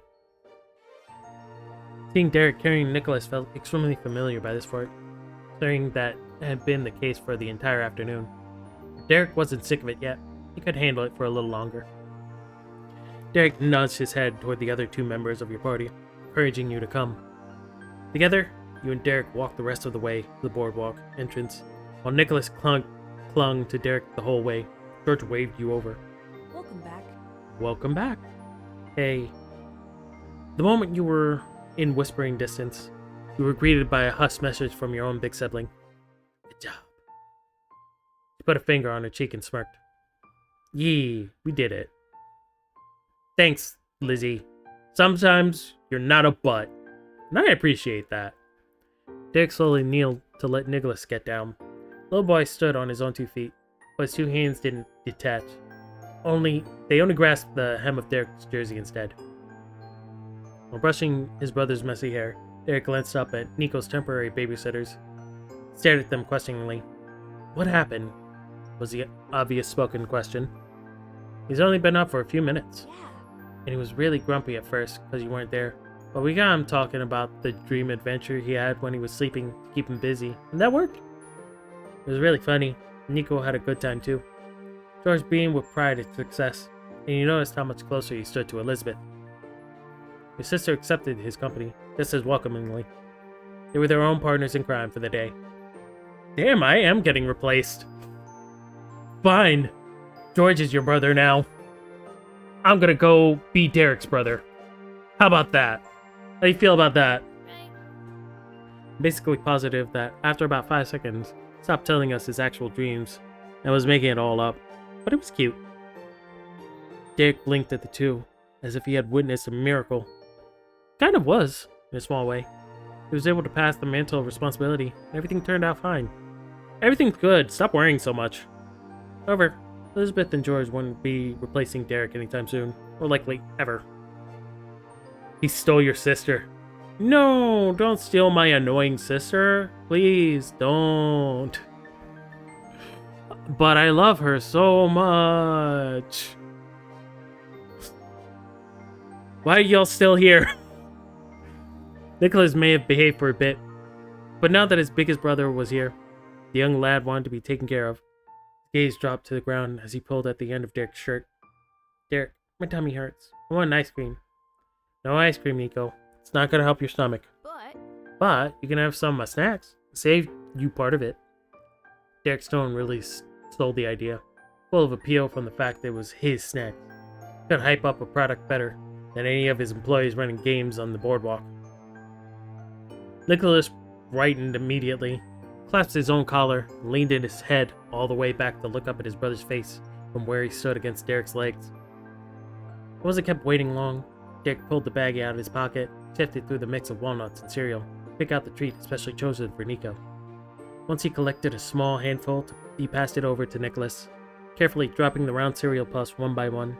Nicholas's tiny palm, the amount was almost overflowing. Nicholas gratefully received the offering, shoved the whole thing into his face, and ate directly out of his hands. Oh, that unruly kid. Did we just pick up a wild child? We just picked up a child out of the wild. Picked up a feral child, just eating out of his hands. It reminded you of feeding oats to a pony. Except in this case, Nicholas was both the feeder and the fed. Derek nodded in satisfaction and rolled the bag over his palm. George, these are for you. He gathered the last wayward pieces of cereal, then offered the well-worn bag of nothing but walnuts to the middle child. It's been a really long day, and there's still a ride back. You should eat something. George didn't argue with that. He gladly accepted his brother's thoughtful gesture. Thank you. Thanks. George plucked out just one from the packet, the hardiest-looking nut in the bunch, and took a bite out of it. His gaze shifted toward Elizabeth, or Elizabeth, as George knew her, as he swallowed his snack. Then he asked a question. Do you want any? Thanks. You know what? I would. Thanks. They're getting along. This feels unnatural. Elizabeth was the third person who took a turn of opening up a hand to receive a snack. George shook a few of the nuts onto her waiting palm. What a sweet moment. Aw, it's adorable. I hate it. Derek, you and 22 can have some too. Nicholas's fingers remained pushed against his mouth, but his distinct chomping stopped. He spoke muffled words, filtered through a handful of half-crushed cereal. Okay. I could share too. It's weird listening to only getting in a fight with Cove. I know, right? Well, Derek and Cove are two very different people. Derek, Cove, and George, all very different people. Stuck a sticky palm up toward Derek's face instead of his own. Gesture had crumbs cascading down his shirt. Nico couldn't reach high enough to get it all the way to his brother's mouth. Derek shook with giggles and poked Nicholas's wrist to nudge the pile of soggy cereal away. He had to take a second to breathe before he could explain himself. I've got some of the cereal right here. It'll be from you. Thanks, Nicholas. I'm gonna eat it. The logic seemed sound to Nicholas. Maybe just seeing his brother smile made Nicholas smile too. Either way, accepted that not taking more of the cereal counted as him staring at it. But he wasn't done. Nicholas turned around on a dime, arm still outstretched, and positioned in his hand towards you. Amazingly, he wanted to share with someone other than Derek. Kiddos are all way too nice. Cute as sweetness. Ew. You have no idea how to react. I don't know how to react. I really don't know how to react to that. I don't know. I don't know how to feel about that. You knew he was trying to be nice, but how were you supposed to respond to something like that? Before Nicholas could start flinging bits of cereal at you in his eagerness to share, a warm voice boomed above the din in the busy boardwalk. Good evening, family and friends. It was Mr. Suarez. Not only him, about all four of the parents weaving their way through the crowd. We're here! You're late! How'd we get here before you? The sight of his mommy and daddy made Nicholas forget all about feeding you his pre-chewed snacks. He smashed the remaining cereal into his mouth so he could use both his hands to wave at his parents. Dad! Mom! Derek called back with equal excitement. Parents picked up the pace and came together around their children. Greetings were shared between adults and kids. Immediately, Mom noted the face paint that was now adorning your group. Wonderful. You all look wonderful, so creative. Thanks, Ma! Nicholas forced himself to swallow the mouthful. This was the moment he'd been waiting for. He sucked a huge breath, pointed to his cheek, and cheered. Rainbow! This is what he's been waiting for all day. Rainbow! That's good. Why, you're right. It is a rainbow. Beautiful, Nico. Nicholas giggled gleefully at the praise from the grown-ups. Miss Suarez then clasped her hand together and changed the topic. Well, everyone, sorry you beat us here. Hopefully, you weren't waiting too long. This is gonna be great. Nah, it was I fine. appreciate it. Aw. We went to a very lovely bike ride across the boardwalk. Really? Really? We're out there pedaling around on bikes? Mm-hmm. Aw, you guys are so old. Elizabeth and George's face of genuine surprise at the news helped to distract from the awkward, knowing glances you shared with Derek. Turning them was a real hassle. That's why we got here late. Definitely worth it, though. It was. And did you children have a good day? Nicholas threw his hands in the air to answer with a full force. Yeah! I'm glad. You missed everything. You were asleep. You got face paint and then had snacks. And you were asleep the rest of the time. Oh, Nicholas is funny. He amuses me. Derek softly patted his little brother's head. His voice was much quieter, distinctly relieved. He had so much fun despite doing nothing. He had fun doing all the things he remembered. I mean, technically, he also went on a Ferris wheel. He was just asleep. Yeah. You, George, and Elizabeth nodded, and offered your own points of agreement. Might not have gone as you had imagined, but none of you would consider it a waste of time. An experience worth having. That's great. That's great. I'm sure you made the most of what you had, but we better get going. It is very late. Perhaps we should pick dinner up on the way home? Absolutely. It's been hours since we left. Nicholas can always sleep in the car, since we won't be home before bedtime either way. All the kids, except for Nicholas, had their face go completely flat. Elizabeth snorted. Miss Suarez didn't miss that instant reaction. She raised a brow. Hmm? Derek straightened the bands on his wrists and broke the news to his mom. There was a glint of amusement in his eyes. How amusing. Sorry, Mom. I don't think that's gonna happen. Nicholas remained oblivious to the discussion going on about him. He was leaping and bounding from board to board, completely refreshed. His mother frowned. It was obvious to her what had occurred. Mr. Suarez was unflustered, shared some dignified optimism. Well then, he'll be up to keep us company. True. True. We'll all be together. Those words reached the small ears of the youngest person there. Nicholas held on to Derek's abdomen, liking the sound of that promise. The older brother looked down at him warmingly. Good job, team. Glad to have you back, Nico. And George, you're such a reliable bro. Grabbed one arm around Nicholas, reached over to pull his other brother into the hug. George welcomed and reciprocated the embrace. Yay! Group hug! You absolute dorks. I'm not joining in. Y'all have fun. You have your happy family moment. Good for you. We're all gonna be sarcastic little bastards over here. Suarez trio snuggled together in a tight squeeze, their flaking face paint rubbed off on each other. Your gaze wandered from the public displays of affection, went to your older sister. Elizabeth was definitely not a hugger, but you whispered to your own siblingly appreciation for her. Thanks for the help before. She gave a smug flip of her hair. You owe me one. I don't owe you shit. What are you talking about?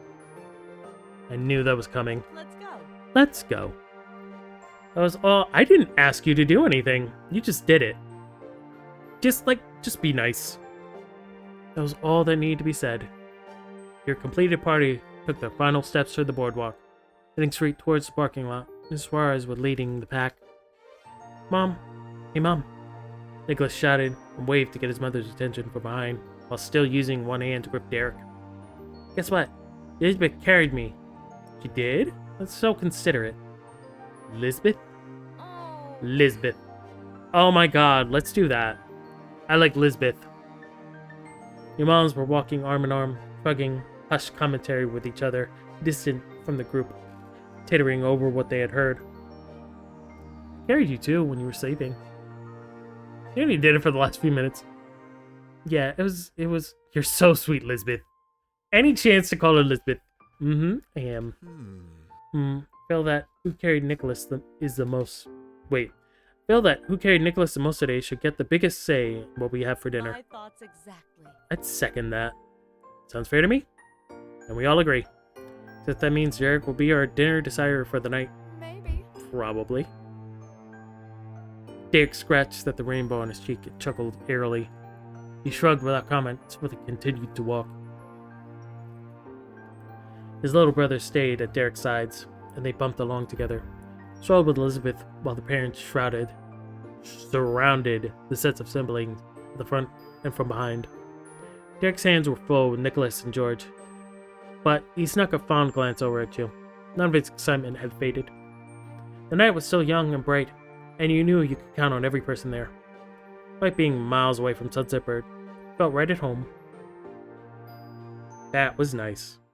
That was nice. It's sweet. Also, my throat is killing me. I need a break from reading the game. But let me save. I'll just save right there real quick. That was cute. That was very long. Can't believe we turned that into a two-parter. I need a slight break from reading. Oh my god. But here are our options. Drink all the water in the world. I didn't even get a chance to finish my coffee. But yes, I will finish all the water in the world.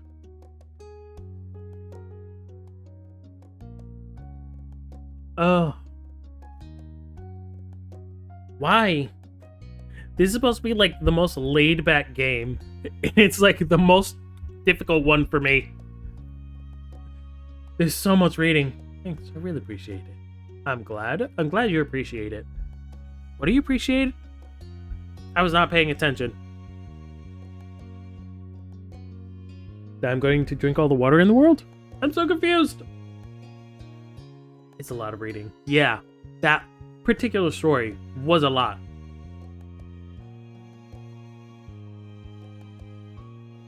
Just like half of it took an hour. Alright, we're here. We're at the mall. I'm going to let you see the mall. I don't know what that is. There's a dog walking toward me. Lee's visit today turned out to be more involved than you expected. I completely forgot about this chick. Lee's our cousin, right? I'm pretty sure. Completely forgot about them. After overhearing where the Holden family was going, Lee insisted on seeing Mr. Holden's shop firsthand. An hour later, and Lee was busy looking at every item on display. Because Cove's dad offered supplies, lessons, and tours, his shop had all the scuba-related stuff you could imagine. Fins, masks, suits, and snorkels. After circling around the shop, he finally stopped and looked at the whole room. This was the first time you've been here, too. Wasn't often that you tag along to hang out at the shop. I doubt I spend a lot of time here. I would never spend time with Cove's dad. Read it that way. It meant there was always something new to look at, even if it was just a layout change. Excited to come back today? No, I'm not. I'm never excited to be anywhere around. Now we're switching it up to dogs. Dogs in chat. Such first choice. No, you're unhappy. This is really all you were going to do? I don't want to be around Cove's dad that much. I'm not interested in being around that creepy man. He hadn't expected Lee's request to carry on this long. Coming here wasn't that special. He thought you'd be doing something else today. Dogs live in your chat. Actually, I'm good with that. I'm good with a dog chat. All the puppies are welcome in my chat. Lee was still busy poking through the various wetsuits. I almost said websites. I'm just like, yeah, she's just online checking out websites in the middle of this scuba store. The various wetsuits displayed, so you decided to see what Derek and Cove were doing. They were too absorbed in their conversation to notice you standing near them, leaning against the counter. You were able to pick up the topic quickly. My dad told me the new stuff is selling like crazy. Yeah, the material has this new blend with less neoprene. My dad says people are really interested in it. Cool? I had to keep listening. I guess I'll tease them. Yeah. These are two of my closest friends. Of course I'm going to tease them. Also, as we were saying, of course Derek's still going to be here. Of course Derek is around. He's part of the story.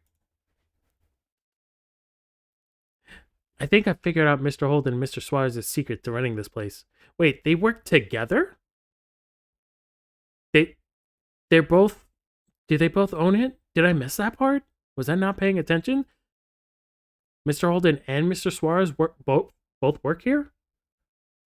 Okay. I like how we talked about that as if he was going to be in the main story. And here he is. I know, right? Wasn't paying attention. You and me both. I'm the one reading it. Somebody should pay attention. Somebody should pay attention to this game. Cove crossed his arms and looked at you with his eyebrow raised, while Derek gave you a genuinely confused look. Motion with your hand for them to lean in close. Clearly, you realized they could sell anything with all the handsome faces in this place. Yeah, we're just awesome. We're just so, handsome. Of course they're selling stuff. Half paying attention. Lynn, you don't want to pay attention to me? That's fair. I get it. Cole's face immediately went red over the suggestion. He looked away, shaking his head. Dick took it in stride. That's why I'm here, learning from the best. But really, there's just so much to think about with a business. It's crazy. No matter how much I come, I still don't think I get it. Not all the attention for you. Aww. I'm sorry. Fine, Lynn, take over. You can have the other half of everyone's attention. Always giving you attention. Let me live. You want me to let you live? No. You're not allowed to have a life. I wouldn't even recognize you if you had a life. Lynn doesn't have a life. It's fine. I'm still glad you're here. This is a very chilled game, so I understand why you're only half paying attention. You don't really need to. You can just listen and then look in when the music changes to something exciting, which is rare for this game. Cove hummed and nodded in agreement, causing a good-humored laugh from Derek. Thought you only liked the scuba diving part, not the job part. I'm pick up Derek and hit you with him. Bro! How'd you burn us both with that? That was awesome. Good job. Just grab Derek by the ankles and smack me with him. That's just the best part. I think about other things too. Cool. Cove thinking about other things? I don't believe it. Cove doesn't think about anything but what he likes. Cool. Business side. Running it. That's my favorite. Out of the corner of your eye, you caught a movement. And you realized that Lee was now standing next to you. This came out of nowhere. When your dad's retired, do you guys think you're gonna carry on the store? Why do I hear no background music? Wait, did I not? I clearly don't know what I'm doing. There you go. I turned it off when I went to just chatting and didn't turn it back on. Thank you guys. Thanks for letting me know, but we're good now. When your dad's retired, do you guys think you're gonna carry on the store? Both sons shrugged in unison. Well, Tons of things I could do. My dad thinks so too. Doesn't want me to plan on working here forever. That's why we don't know when it's exciting. It's fine. We're in a scuba store. It's all exciting. This is the most exciting part of the entire story. The scuba store. Lucky I'm here and half paying attention. Yes. This could have gone on much longer. If you weren't paying attention, kind of. Tons of things I could do, but Dad thinks so too. He doesn't want me to plan on working here forever. Cove's gaze fell to the floor. I could see the conflict flashing across his face. I don't know. I don't know, it's a lot. Being the real boss of something, totally in charge. My mom's had their own business. I'd take it over. No, I wouldn't.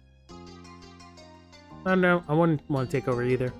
I can't run a business. Me? Run a business? No way. Yeah, I want to do my own thing. I want to decide what I do myself. I just fall behind what my parents end up picking. Totally.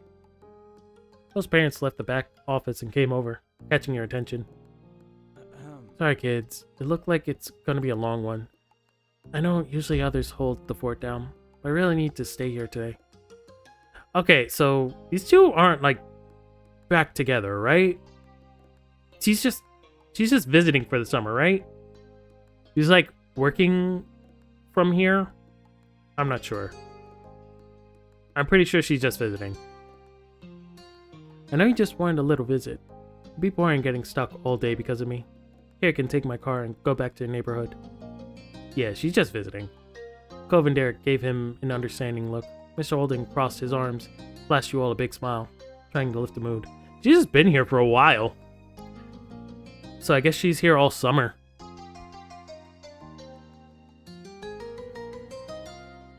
The one condition is that someone has to remember to come back for me later. You don't get to strand me here, no matter how funny it might be. Kira laughed and gave a thumbs up. Oh, I'm sorry. I forgot to do the one condition is that someone has to remember to come back for me later. You don't get to strand me here, no matter how funny that might be. I can't forget to do voices. Yay, keep him stranded. Visiting for his son so Cole can hang out with his friends and see her. Oh, I see. Clearly, I pay attention. Kira laughed and gave a thumbs up. Mr. Holden seemed satisfied with that. Moved on with the explanation. Out of the game. Keep him stranded out of the game. We're gonna put you in a completely different game. You don't need to be here. Derek, your dad also has his hands full today. So he doesn't have any time to run you back home. it's okay. That's alright, sir. Title Sir got an awkward chuckle out of Cliff, which was cut short when Kira elbowed him teasingly. What do you think? I already said I could borrow your car. Well, I take all the kids somewhere for the afternoon. Absolutely. The only one with a voice. I'm sorry, what voice would I put for any of the rest of them? They're either just kids or Kira. Do you want me to do girl voice? I can do girl voice. There's so many girls. I don't know how to do them all. Umi passed out. That's fine. You are not the only one. Your mom woke you. Aw. Squeaky annoying kid voice. You want me to do squeaky annoying kid voice? I could do it. I'll freaking do it. Mountain Mom is better. Mountain Mom. Yes. Thank you. I just woke up on Mount Mom. It was a wonderful nap. After multiple jokes about being left with no ride, you had to wonder if that actually happened in their past together. For you, my good sir. I swear, cross my heart. Happy with the promise, Cliff took out his black wallet and offered a $50 bill to Kira. Here, in case you need gas or anything else just while you're out. Favorite drink? Your favorite drink, Mount Mommy? What? Kira smiled knowingly, accepted the bill without hesitation. Thank you. Thank you. Cove's dad stuck the wallet into his back pocket, only waved with the free hand. Okay, time for me to jump back into work. Have fun for me. Bye, Dad. Bye. Bye, sir. Bye. Bye, Mr. Holden. I'm sorry, did you want me to do annoying kid voices for all of them? Goodbye, sirs, madams, and most respected guests. He left the room with a wink and a flare, disappearing into employees' only area of the shop. Mr. Holden was out of sight.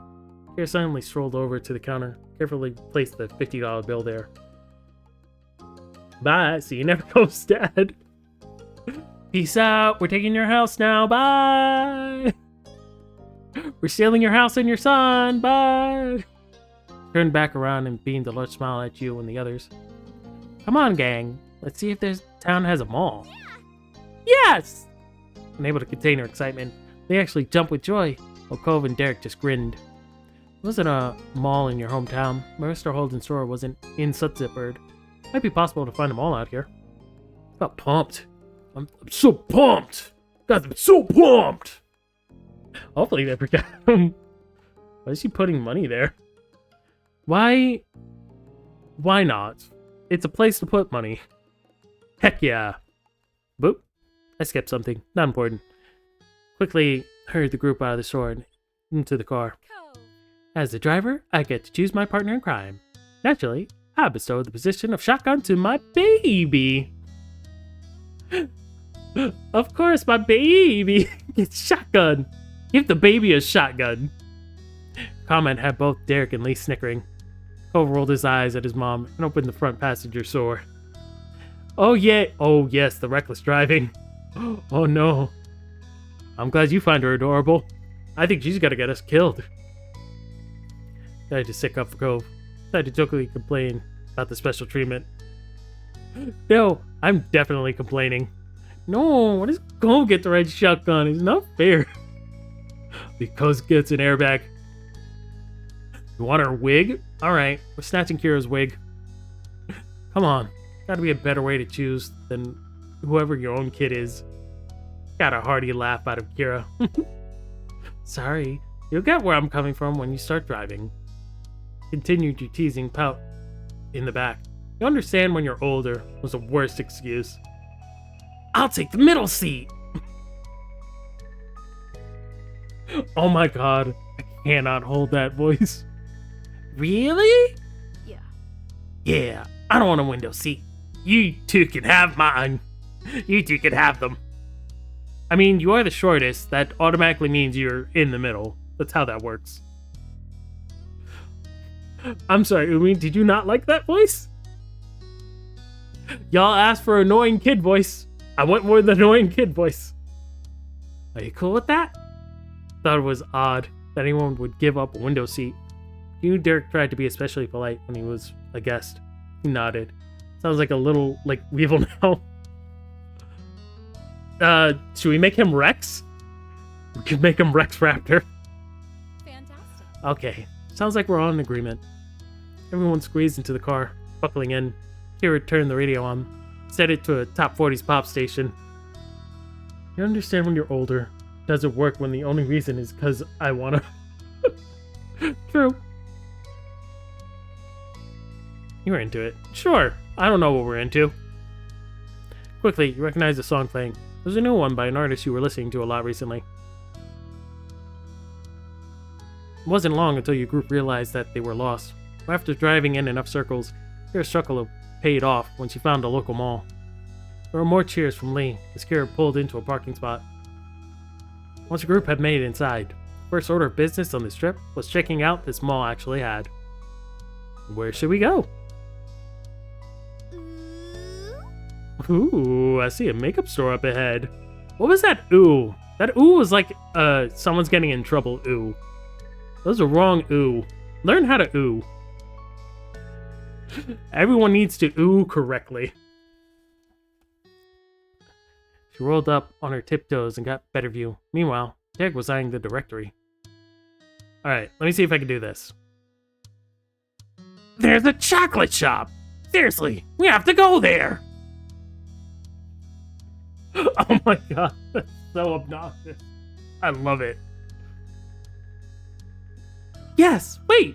We need to find a decent jewelry shop. I need new hair ties and batteries. Weevil? That wasn't Weevil, that was Rex. Weevil's all the way up here. That was all the way down here. Actually, it's not that much different. I'm trying my best. Apparently, I don't have that much range. I mean, they're both just obnoxious. What's the difference? What's the actual difference? They're both just obnoxious. Nice. Oh, God. Okay. All right. Can we do this? Can we do this? Get low. We have to get low. We have to get low. We've also got a lot of... Oh, no. All your range is old anime with cool voices. With, quote, cool voices. I mean, that's what I know. That's where I go with. Okay, that's not gonna work. That's going to absolutely destroy my voice. I don't think I can do that. We've also got to... We've also got to at least look for game stores. There's tons of things you can get anywhere. The store that's just for video games. Hey, what do you think, Cove? I want to look at the fish in the pet store. Could have guessed that much. Do Kid Goku? Kid Goku. Oh, let me see if I can do that. Hi, guys. Hey, let's go. My Dragon Ball. Don't touch my Dragon Ball, Grandpa. No. Okay, Grandpa. Don't touch my Dragon Ball. Kameha. No, not at all. I need to figure out voices. I don't do voices very much, so I have to try. I have to figure out how they work.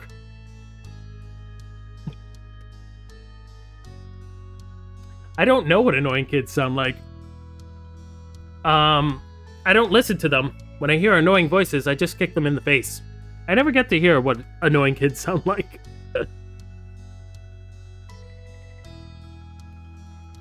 Your legs fell asleep? I don't know. Punch them. Fight your legs. Anywhere else? Smile with some bashfulness. Walk it off. Exactly. Can we go camping in an outdoor supply shop? How about you, 22?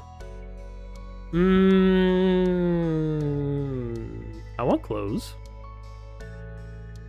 Makeup store. Video game. Video game store. Yes, that. Doing that.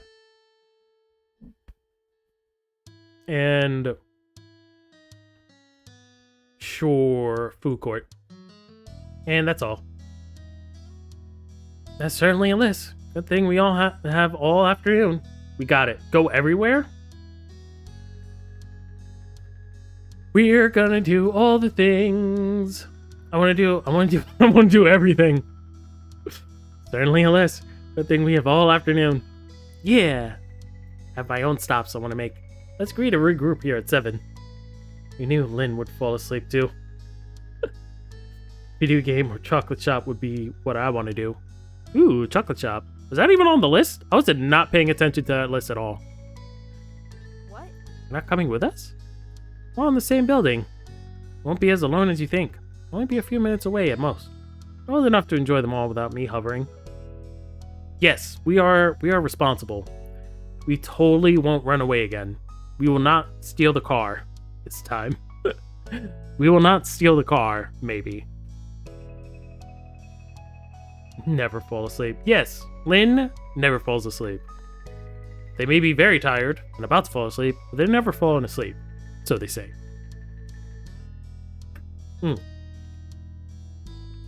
We got this. Okay. See you soon. Be back here at 7.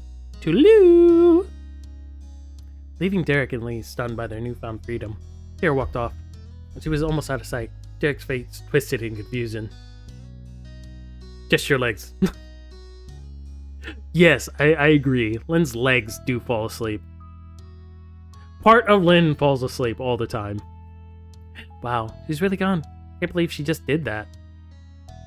She's really gone. I can't believe she just did that. Like, hey, just left us alone? Rude. We didn't want to hang out with you anyway, baka. Legs are always asleep. What? Who's bothering me?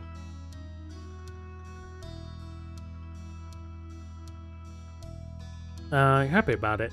Talk about an amazing opportunity. Yes! Think of all the trouble we can get into. Let's go get in trouble, guys. It really is exciting.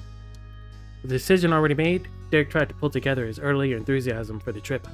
So where are we going first? Time's a wasting. Just remove them. Remove the legs? Go for it.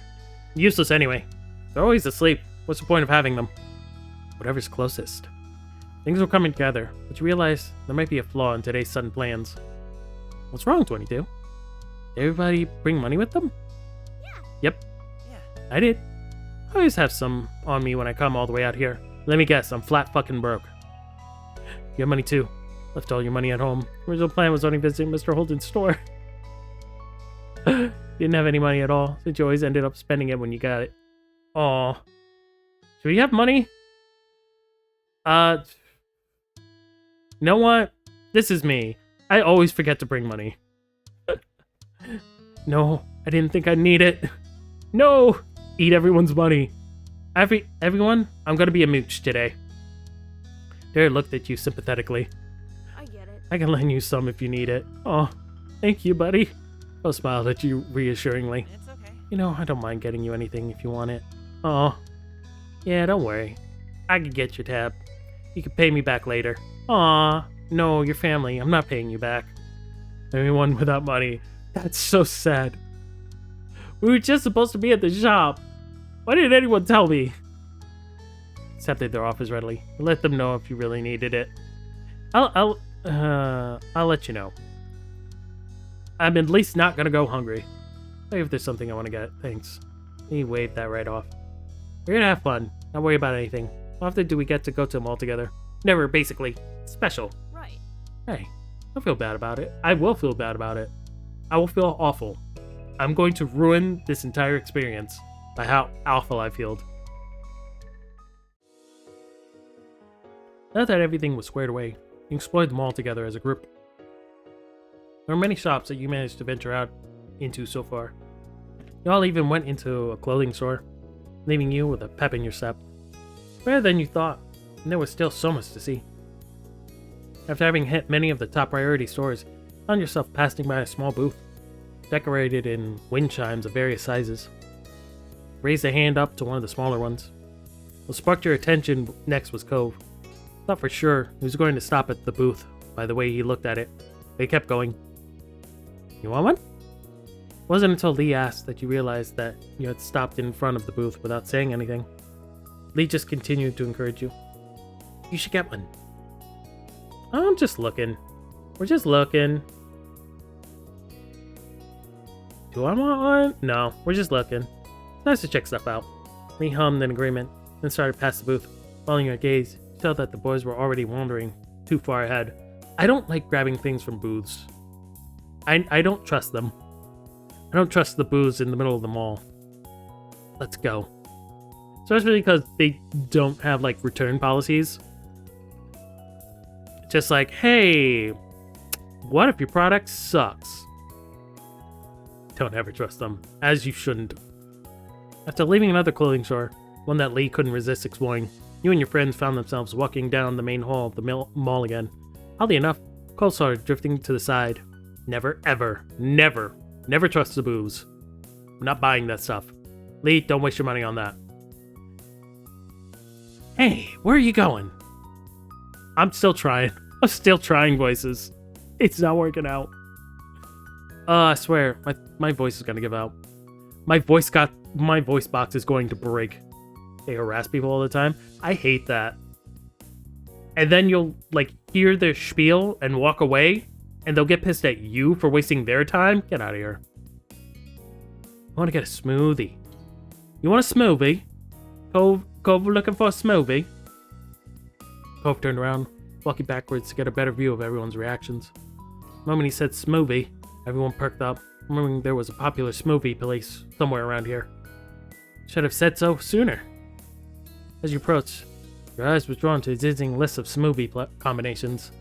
Five of you wondered how long it would take to try them all. Hi there. Do you need a rundown of how this works? We're teenagers. We know how smoothies work. Put on a fake tattoo? Ooh, that's fun. Enjoy your fake tattoo. List, please. Okay, first off, pick up to 3 options of fruit or berries. Then I'll add the ice cream and the store's special smoothie base mix. And then you'll have your very own smoothie for $4. There's only one size. A $4 smoothie. Damn, bro.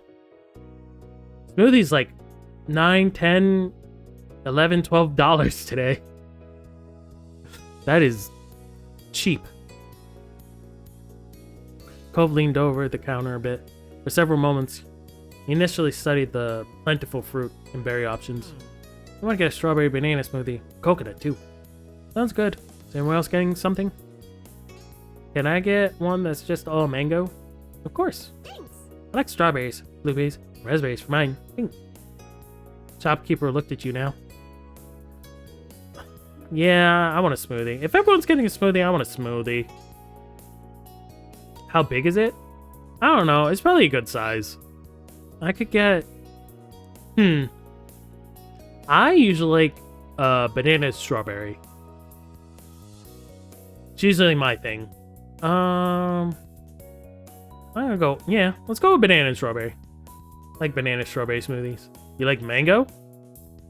Banana, strawberry, and mango? That's everything. Let's do it. That everyone started fishing their money out of their pockets. Someone's gonna pay for mine, right? Uh-huh. I can get you smoothie 22. I can do that too. I said it first. You have to be faster than that.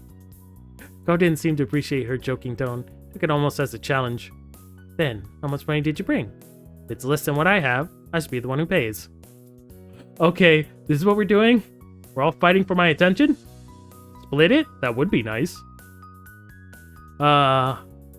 Children. What? Way to be a sore loser. Thank you. You, Lee, and Cove turned your heads to see Derek standing in front of the register. Bypassed everyone and paid for the entire order with a 20 and smile on his face. The ring change went to the tip jar. Oh my god. Yeah, go Derek. You're awesome. Miss Skyler, what flavor would you guys get? Yeah, I'd actually like to know too. Banana and strawberry. Nice. Umi, you have good taste. Don't fight about it. I love that Derek just like is not having any of this, just walks up, pays for everything. Just be like, here, shut them the fuck up. Whatever shuts them up. Notice the audience he now had and cocked an eyebrow. What? Could have paid. Thanks. This is why I always have money on me. Take care of things. Thank you. Yeah, thank you. You're welcome. You're welcome. $4 tip. 4, 8, 12, 16. Oh shit, yeah. That's a $4 tip. Why are you giving him a $4? Okay. Whatever works. He's very generous. He's a very generous tipper. Waited over at all the other side of the booth where the drinks were put when they were done. Derek bounced on his feet, excited for his to be ready. Aw. He's gonna be good. Lee chimed in with her own enthusiasm. Everybody says their smoothie-based stuff can make any drink great. Yes, Derek is generous in general. Derek is generally generous. Generally less. Yes. That's a lot for a kid to give for a smoothie. Especially when the smoothie is $4. I know. First off, I never even thought of tipping at a smoothie place. But even then, like, you know, when you go to like a coffee shop or any of those kind of shops, normally just tip $1. Generally, yes, exactly. You normally just like tip $1 or whatever extra change you have. Could have gotten a second smoothie with that. Exactly. He's just trying to show off. That's true. He just wants to be like, huh, I got more than all of you. Broke. I don't like hanging around with broke people. Oh, walk harder. Look just as eager for a smoothie. Luckily, there hadn't been anyone else before you, so it wasn't a long wait. The group collected the fresh drinks as they were placed on the counter. Straws were placed through the opening at the top of the cup, and the first tentative sips were had. Woo! Tip was less if there was tax. That's true. Tax would have only been like, what, an extra $1? Still a $3 tip. Not bad. Not bad. Derek's a very good tipper. Derek sighed in satisfaction after his taste. Mango is too delicious. Mine is super good too. Cove nodded and hummed in agreement. The straw was still in his mouth. You were happy with yours? No, I'm very happy with mine. This is perfect. Cool, you all made excellent choices today. Yeah. I asked if you could try Lee's smoothie. Well, we already have mangoes in ours, so we don't need Derek's smoothie. What did Cove have? I don't remember. Sneakily? Should we be sneaky? I've gotten pennies as a tip? No! The pennies go into the take a penny, leave a penny thing. Is that what you call it? I feel like there's a name for it, but it's always like, take a penny, leave a penny. I want to steal a sip of someone else's. I want to try someone else's. What? How did that happen? When did that happen? Okay. I'm stealing a sip of Lee's. While Lee was talking, I stepped in close and leaned down to steal a sip. Heh. Without question, he continued to hold the cup for you. He also bent her head to reach for your straw. What are you two doing? Several more sips later, both you and Lee stood up straight, holding your own smoothies. I go to steal hers, it just steals mine back. I was trying Lee's smoothie. I was trying 22's. Derek grinned in confusion, but Lee was just amused by the reaction. We're family. It's fine. It's fine. We can do that. That was that. I'm satisfied with that. Yes. Yeah. I want to try everyone's smoothie. Everyone. Let's share germs. Sweet cousin moment. Yeah. We'll go with Cove's. Do it. Everyone, give me your germs. Cove, can I have a drink of yours? Not for 1 second, since getting it has his lips been apart from the straw. But he did seem to be considering your request. Jokingly begged him. Of course. I'm always joking with him. Please, Cove. I need to have some of that smoothie. Cove smiled softly, and finally, he offered the cup to you. Held the cup in both hands and took a sip. Thanks. You're welcome. Can't say no to you. Aww. Took his cup back with a tiny smile and got back to drinking it again. Of course I have to try everyone's smoothie. Can I have a sip of yours, Derek? You can, even though I already have mango in mine. Held his cup out for you to take it, when instead, it was easier to just lean forward and take a sip from his straw. Blushed slightly in the gesture. That is good mango. Thanks. That's what we do with our fruits. Sharing is caring. Derek winked, causing a small laugh to escape you. Mango in his smoothie actually reminded you a lot of the fruit bouquet you had at the start of summer. I remember that. Where we're just carrying a bouquet of fruits halfway through town. different because it's only mango. True. But do you guys remember that? We're just carrying a bunch of fruit around town. Heath. Why? How did we forget? Ran around with that forever. And then we ate the whole thing. It was supposed to be for our family. I got strawberry, banana, and mango. Yes, I also added mango at the last second.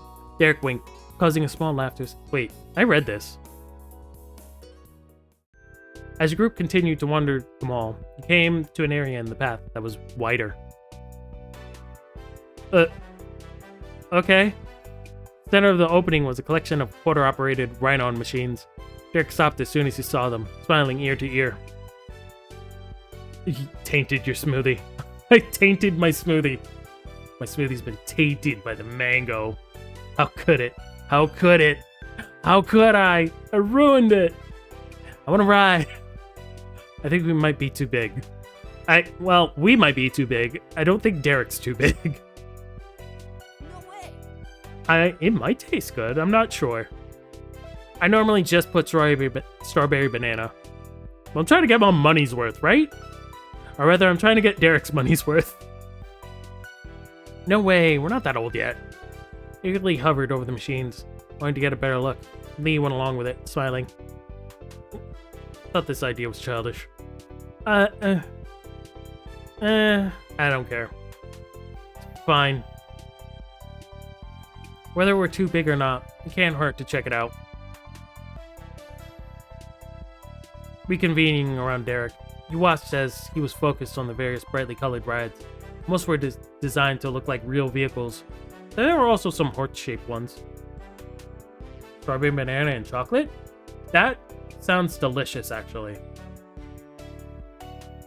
Okay. Got it? Wait, what? I'm confused. I will assume that made sense. Banana is always good in smoothies. Yeah, you really don't taste banana in smoothies. It works. Usually works. One of them could even sit 2 people. Okay. I'll call the helicopter. Why? It's the coolest. I think it'll move the most. Started digging in his pockets, pulling out whatever money he had left. Wait, is everything okay? Did you spend all your money on the smoothies?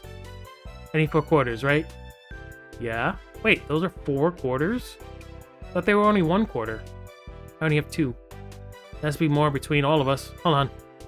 Pockets, wallets, and purses were checked over. Derek still had 2. Cove had only 1. Lee ended up with the most at 3. Didn't have any. Don't worry about it. You can have mine. Thanks, but you don't have to. It's not enough for me. And even if it was, it'd be dumb to ride while you had to watch. No, let's watch and take pictures of Derek just riding a helicopter. Oh wait, no, there's a time when everyone does not have a camera in their pocket at all times. Get a strawberry banana mango smoothie. Will you drink it for me if I end up hating it? Absolutely I will. Even if you like it, might still end up drinking it, because that sounds delicious. Go steal the dead back. Here, we're gonna go back and take your money back. We got this. Go shrug. He had tried, failed, looked unsure what to do next. Why don't we all get one on one ride? Yeah, why can't we all get on one ride? Yeah! Did that work? We're gonna make it work. You, Skylar, take the money back. I'm sorry, we tipped you way too much. We're just gonna take this, just reach it to the tip jar very slowly. Yeah, we're just gonna take this back. Cole shook his head. I'll be fine. I gotta figure it out. Lee walked up to the car, studied it for a moment, went all the way around it before she head back to your group with a big smile. Okay, Derek and Cove, get in the car. We use the real seats. They both stared at her, unsure. Ultimately, they did what she said anyways. They fit, albeit very awkwardly. So the most Cove's long legs fault. Number 22, you can climb up on the back part of the car. We'll be right behind the seats. It'll work. Or, we're gonna fucking break the thing. We're gonna break it. Are you ready? We're gonna break this machine now.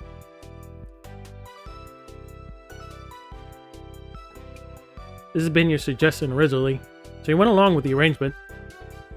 think it should break. Yeah, we're gonna break it. Once you and Lee got yourself situated, everyone passed their quarter contributions to Derek. Lean forward, flip the quarters in machine slots. Jerkily, it moved. There was a chorus of nervous chuckles and giggles as everyone lurched backwards. Lee bent more forward so she could have had a hand on the back of the boys' seats to keep it steady. Quickly regretted your decision.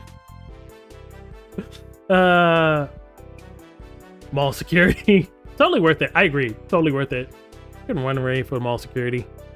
Yeah, we got this. Really into it. It was fun. Enjoyment spilled over into deep laughter because we're pretty sure this thing's gonna break. It's turning out to be more fun than you expected. We're gonna break it. Don't jinx it. I want to get off. Cove looked uncomfortable with the whole experience. Both hands gripped his side of the car. This is actually fucking hilarious. We'll live. Hey, it'll be over before you know it. Yeah. Cove didn't say anything more. Held the edge of his car tighter as it went up and down, side to side. Cove would be uncomfortable. Cove is always uncomfortable, though. It's fine. It's fine. Fine. It wasn't long before Derek's fear of breaking the car was pushed aside. A large smile replaced the concern that had been on his face. His legs are too long. It's alright, we'll just saw some of it off. We saw some of his legs off, he'll be fine. Woo! Look at us go. Yay! With every buckle of the machine, kept nearly falling over and bumping into Lee, who laughed every time. He smiled right along with her as you fought to remain upright. You all did the best you could to keep it together during the remainder of the ride. Luckily, the car came to an end without breaking. Somehow. Somehow it didn't break. Next person to get on here is probably gonna break it. That sucks. I know. We were so excited to break it. Do you guys want it to break it? Would have been funny if it broke. That would have been hilarious. Then you noticed something out of the corner of your eye. Tilted your head to look directly at it, and you burst into laughter. What's funny? Turned back to your group, nodded in the direction of where you were looking. Isn't that one of those machines that takes dollars and gives quarters back? Kind that exists for people who don't have quarters on hand? Of course it's right there. No, don't call security. Don't have us escorted out of the building. It's fine. It's fine. It's not broken. We're good. Formal complaints for the creator. Should we contact the creator? You had 4 teenagers riding this ride and it didn't break? I think that's fucking bullshit. Then again, this is back in the day. This is back when things probably were better made. Things were a lot more sturdy and well built. Everyone's head moved that way and saw that you were right. Derek chuckled awkwardly. That's exactly what that is. We're kind of dumb. Yeah, we're a little dumb. Just a little bit. We have to be to miss this whole time. A bit more enjoyable if it broke and they got chased by mall security. That would have been awesome. Let's just put this behind us. Still places open. We haven't been everywhere yet. Here. You move along from one stop toward your next. Still jovial from the experience. Early into your walk, you ran over to a nearby trash can, tossed her smoothie cup.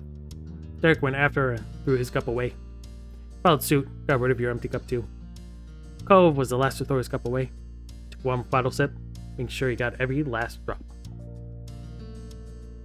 Clock inched closer to 7 p.m. as you all made your way back to the directory. Excuse me, guys. They still had the cups on that ride? Of course they did. You don't just put down a smoothie to go on a ride. Everyone's a little sticky now. Everyone got a little bit of smoothie on them. The clock inched closer to 7 p.m. as you all made your way back to the directory. It was hard to believe how fast the day went by. So... Where do you think your mom ended up today? I didn't see her anywhere. I don't know. Just like that. You drink it, then throw it away before the ride. No! We refuse. Again, you realize we're kind of dumb. Ooh, it's a mystery. Despite having vanished for the entire trip so far, 7 p.m. hit, spotted Kira coming right over, waving cheerily. As soon as she was close enough, pinched Cove's cheek. Well, she's very timely. Hit me with Derek again. No! Stop abusing me with the tiny man. Hey, baby and friends. Hi, Mom. He pushed her hand back with one hand, rubbed his cheek with the other. Did you have a good day, gang? Yeah. Today was awesome. We did so much. We got smoothies and almost broke a machine. It was awesome. Really enjoyed your day. Yeah, it was awesome. There's no hiding your joy, like the others. You're smiling ear to ear. Because today went so much better than you expected. I'm glad we came here. I want to hear all about it during the ride back. Clapped her hands together once, making sure she had everyone's undivided attention. Speaking of that, we're to head out. Cliff must be missing us. You've got to be starving. It's dinner time. You haven't eaten yet. Do we have to go pick him up? Can we just leave him? I think he's fine. I think he's fine where he is. He can fend for himself. He can live at the store. Everyone followed her lead and started walking down the door parking lot. Something about what Kira said felt off to you. Yeah, about the picking up Cliff part. That feels very off to me. I don't like that. There were tons of places to eat. It's them all. Could have had dinner. How did she know? You wondered if it was just a good guess, but you could feel your eyebrows raise when it dawned on you. She might have been keeping an eye on you after all. Weren't pleased about that. You didn't have to lie. It was actually pretty slick. I will admit. She's actually pretty slick. And did she just watch us almost break a machine? Did she watch us almost break a machine? Because that would be wild. If you hadn't made that comment, you never would have known. Found it hard not to be impressed. Not once you could recall even catching a glimpse of her hanging around. No, now that you think about it, not seeing her ever was suspicious in and of itself. Shaking off those thoughts, you caught up with the others. Keeping the same seating arrangements as earlier, you all piled into the car, started heading back to the store. Drive went by without any problems, as it was filled with chatter about the various things everyone saw around the mall. Soon enough, you arrive at your destination. It was a much faster trip, considering this time Kira knew where she was going. Hearing the light jingle of bells from the front door being open, Cliff poked his head out from the back. He lit up at seeing who was there. Okay, what do you want? Hey, Sport. Did anyone have an adventure? Without you? Yes. Life was much better when you weren't around. Hi, Dad. We had a blast. Yes. We found the mall. The mall? I wish I could have joined. He deflated in an exaggerated way. Shoulders slopped. Sloped? Flopped. Kira put a hand on his arm and smiled. There'll be other times. You set here? Almost. Mr. Holden sighed for real and pulled himself together, standing up straight. Do you mind? I need just a little more time to finish up. Will you be alright killing time for a bit longer? Yeah, it's okay. Yes, sir. No problem, Mr. Holden. Sure. You can have fun here. Excellent. What a great group of kids. He gave an approving thumbs up, and Kira nodded along. I'll give you a hand. And remember the ropes. Lynn finally finished the tea. Good job. Why, thank you. They walked side by side to the back room. Before he was out of sight, Cliff stopped and looked over his shoulder. If you leave the shop, don't go far. It's getting late. Don't tell me what to do. Then the parents were gone again. Let's go to the docks. Right down the way. Let's run away. Again. We can do this. Oh. The only one that likes Cliff. That was his name. Who likes Cliff? Umi likes Cliff? Why do you like Cliff? He's creepy. He tried to pay a child. He just comes up to a strange child and tries to pay us. And you like him? You have fun with him, Umi. I'm glad you enjoy him. He has one fan. Oh, I saw those on the way here and really wanted to check it out. Are you coming toward you? All right. With a smile, both showed the way. Between the warm summer air and the smell of the ocean, couldn't ask for a better night. Thanks. Thanks for letting me come. Me too. Right? Right? I'm happy we did this. Today was great. Cove, Mom and Dad are really cool. Really? Totally. Cove looked at Lee oddly. He ran a hand through his hair, and then his puzzled expression cracked with a chuckle. No spoilers. Wait, does he get a redemption? Does Cove's dad get a redemption arc? He's totally getting a redemption arc, isn't he? Does he deserve it, though? Does he deserve a redemption arc? Questions. It's only 10:24, not 1. For me, it's 1. It's 1:24. She brought it up. You asked that. Wait, it's only 10:24 for you? Skylar, so early. So early for you. Cove looked at Lee oddly. Ran a hand through his hair, and his puzzled expression cracked with a chuckle. I guess. Yes, sometimes they are. 12:24. My god, you guys are so far behind me, and you still wake up early to watch me. Guys, have some dignity. You get up to what? Yeah, I had to be up at 7. Oh, well, I'm glad you enjoy being here, Skylar.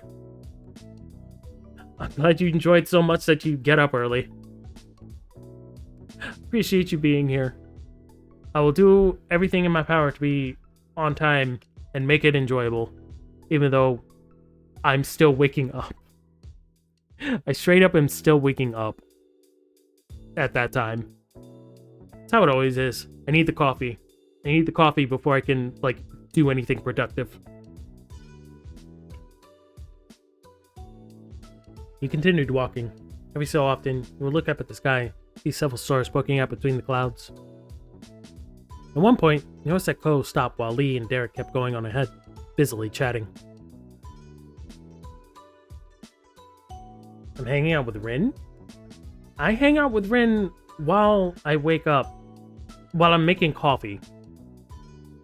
I hang out with Rin while I'm making coffee. Once the coffee's done, I come to the computer and drink it with you guys. That's how my day works out. Initially, I wondered if something was wrong, but you quickly noticed that he still looked to be in good spirits. Decided to hang back with Cove. Gave you a quick, acknowledging look when he stopped at his side. You could taste the sea salt as you took a deep breath of ocean air. Silently, you and Cove watched the ocean for a little while. There was something about the waves that you always found soothing. Couldn't think of a better way to end a busy day. Not much time later, Derek's chipper voice caught your attention. You and Cove both turned your gaze down the pier. What are you doing there, slowpokes? Get over here! Hey! Hey, come on! Hey, listen! Hey, listen! Shut up. You looked at Cove at the same time. He looked at you. You grinned, nodded your head in the direction of your friends. Gave you a small smile in return. Footsteps echoed against the wooden planks of the dock, and into the night as you ran to catch up. No Navi here. Alright, guys. That's gonna be it for me. I'm tapping out. It's been fun, though. I'm glad. I'm glad we went to the mall and then almost broke the machine. You guys are so quick to get rid of me. Just like, no conversation after. Just like, alright, that's it for me. Okay, bye, get the fuck out of here. Go away now. Don't leave. Thank you, Skylar. At least someone wants me to stay. At least someone enjoys my company. Is that better? Much better. I appreciate that. Everyone else is trying to get rid of me. What, are we supposed to keep you hostage? When have you never not keeping me hostage? I get held hostage all the time. Especially on reality. I got held hostage all the time. I appreciate you guys. I really do. I don't know if I say it enough. Hostage until 4-hour mark. That was me. That was Umi. That was everyone. Everyone has held me hostage at some point. Oh, I don't mind the stream ending. I know why. You will still get more of me, but still. You don't have to be like, well, bye, get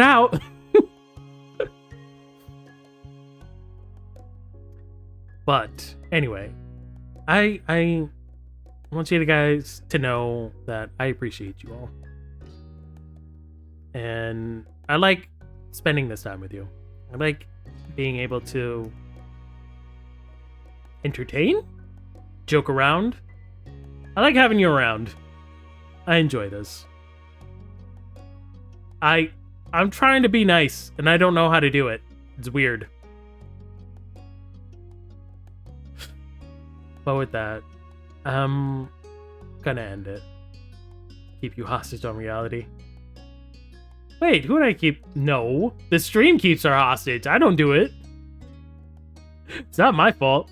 Don't be weird. You're asking a lot. What do you mean I'm nice? What do you mean? I'm evil. I don't know what you're talking about. I'm incredibly evil. I mean, not nice. Alright, guys. I'm out of here. Y'all have a great day. Goodbye.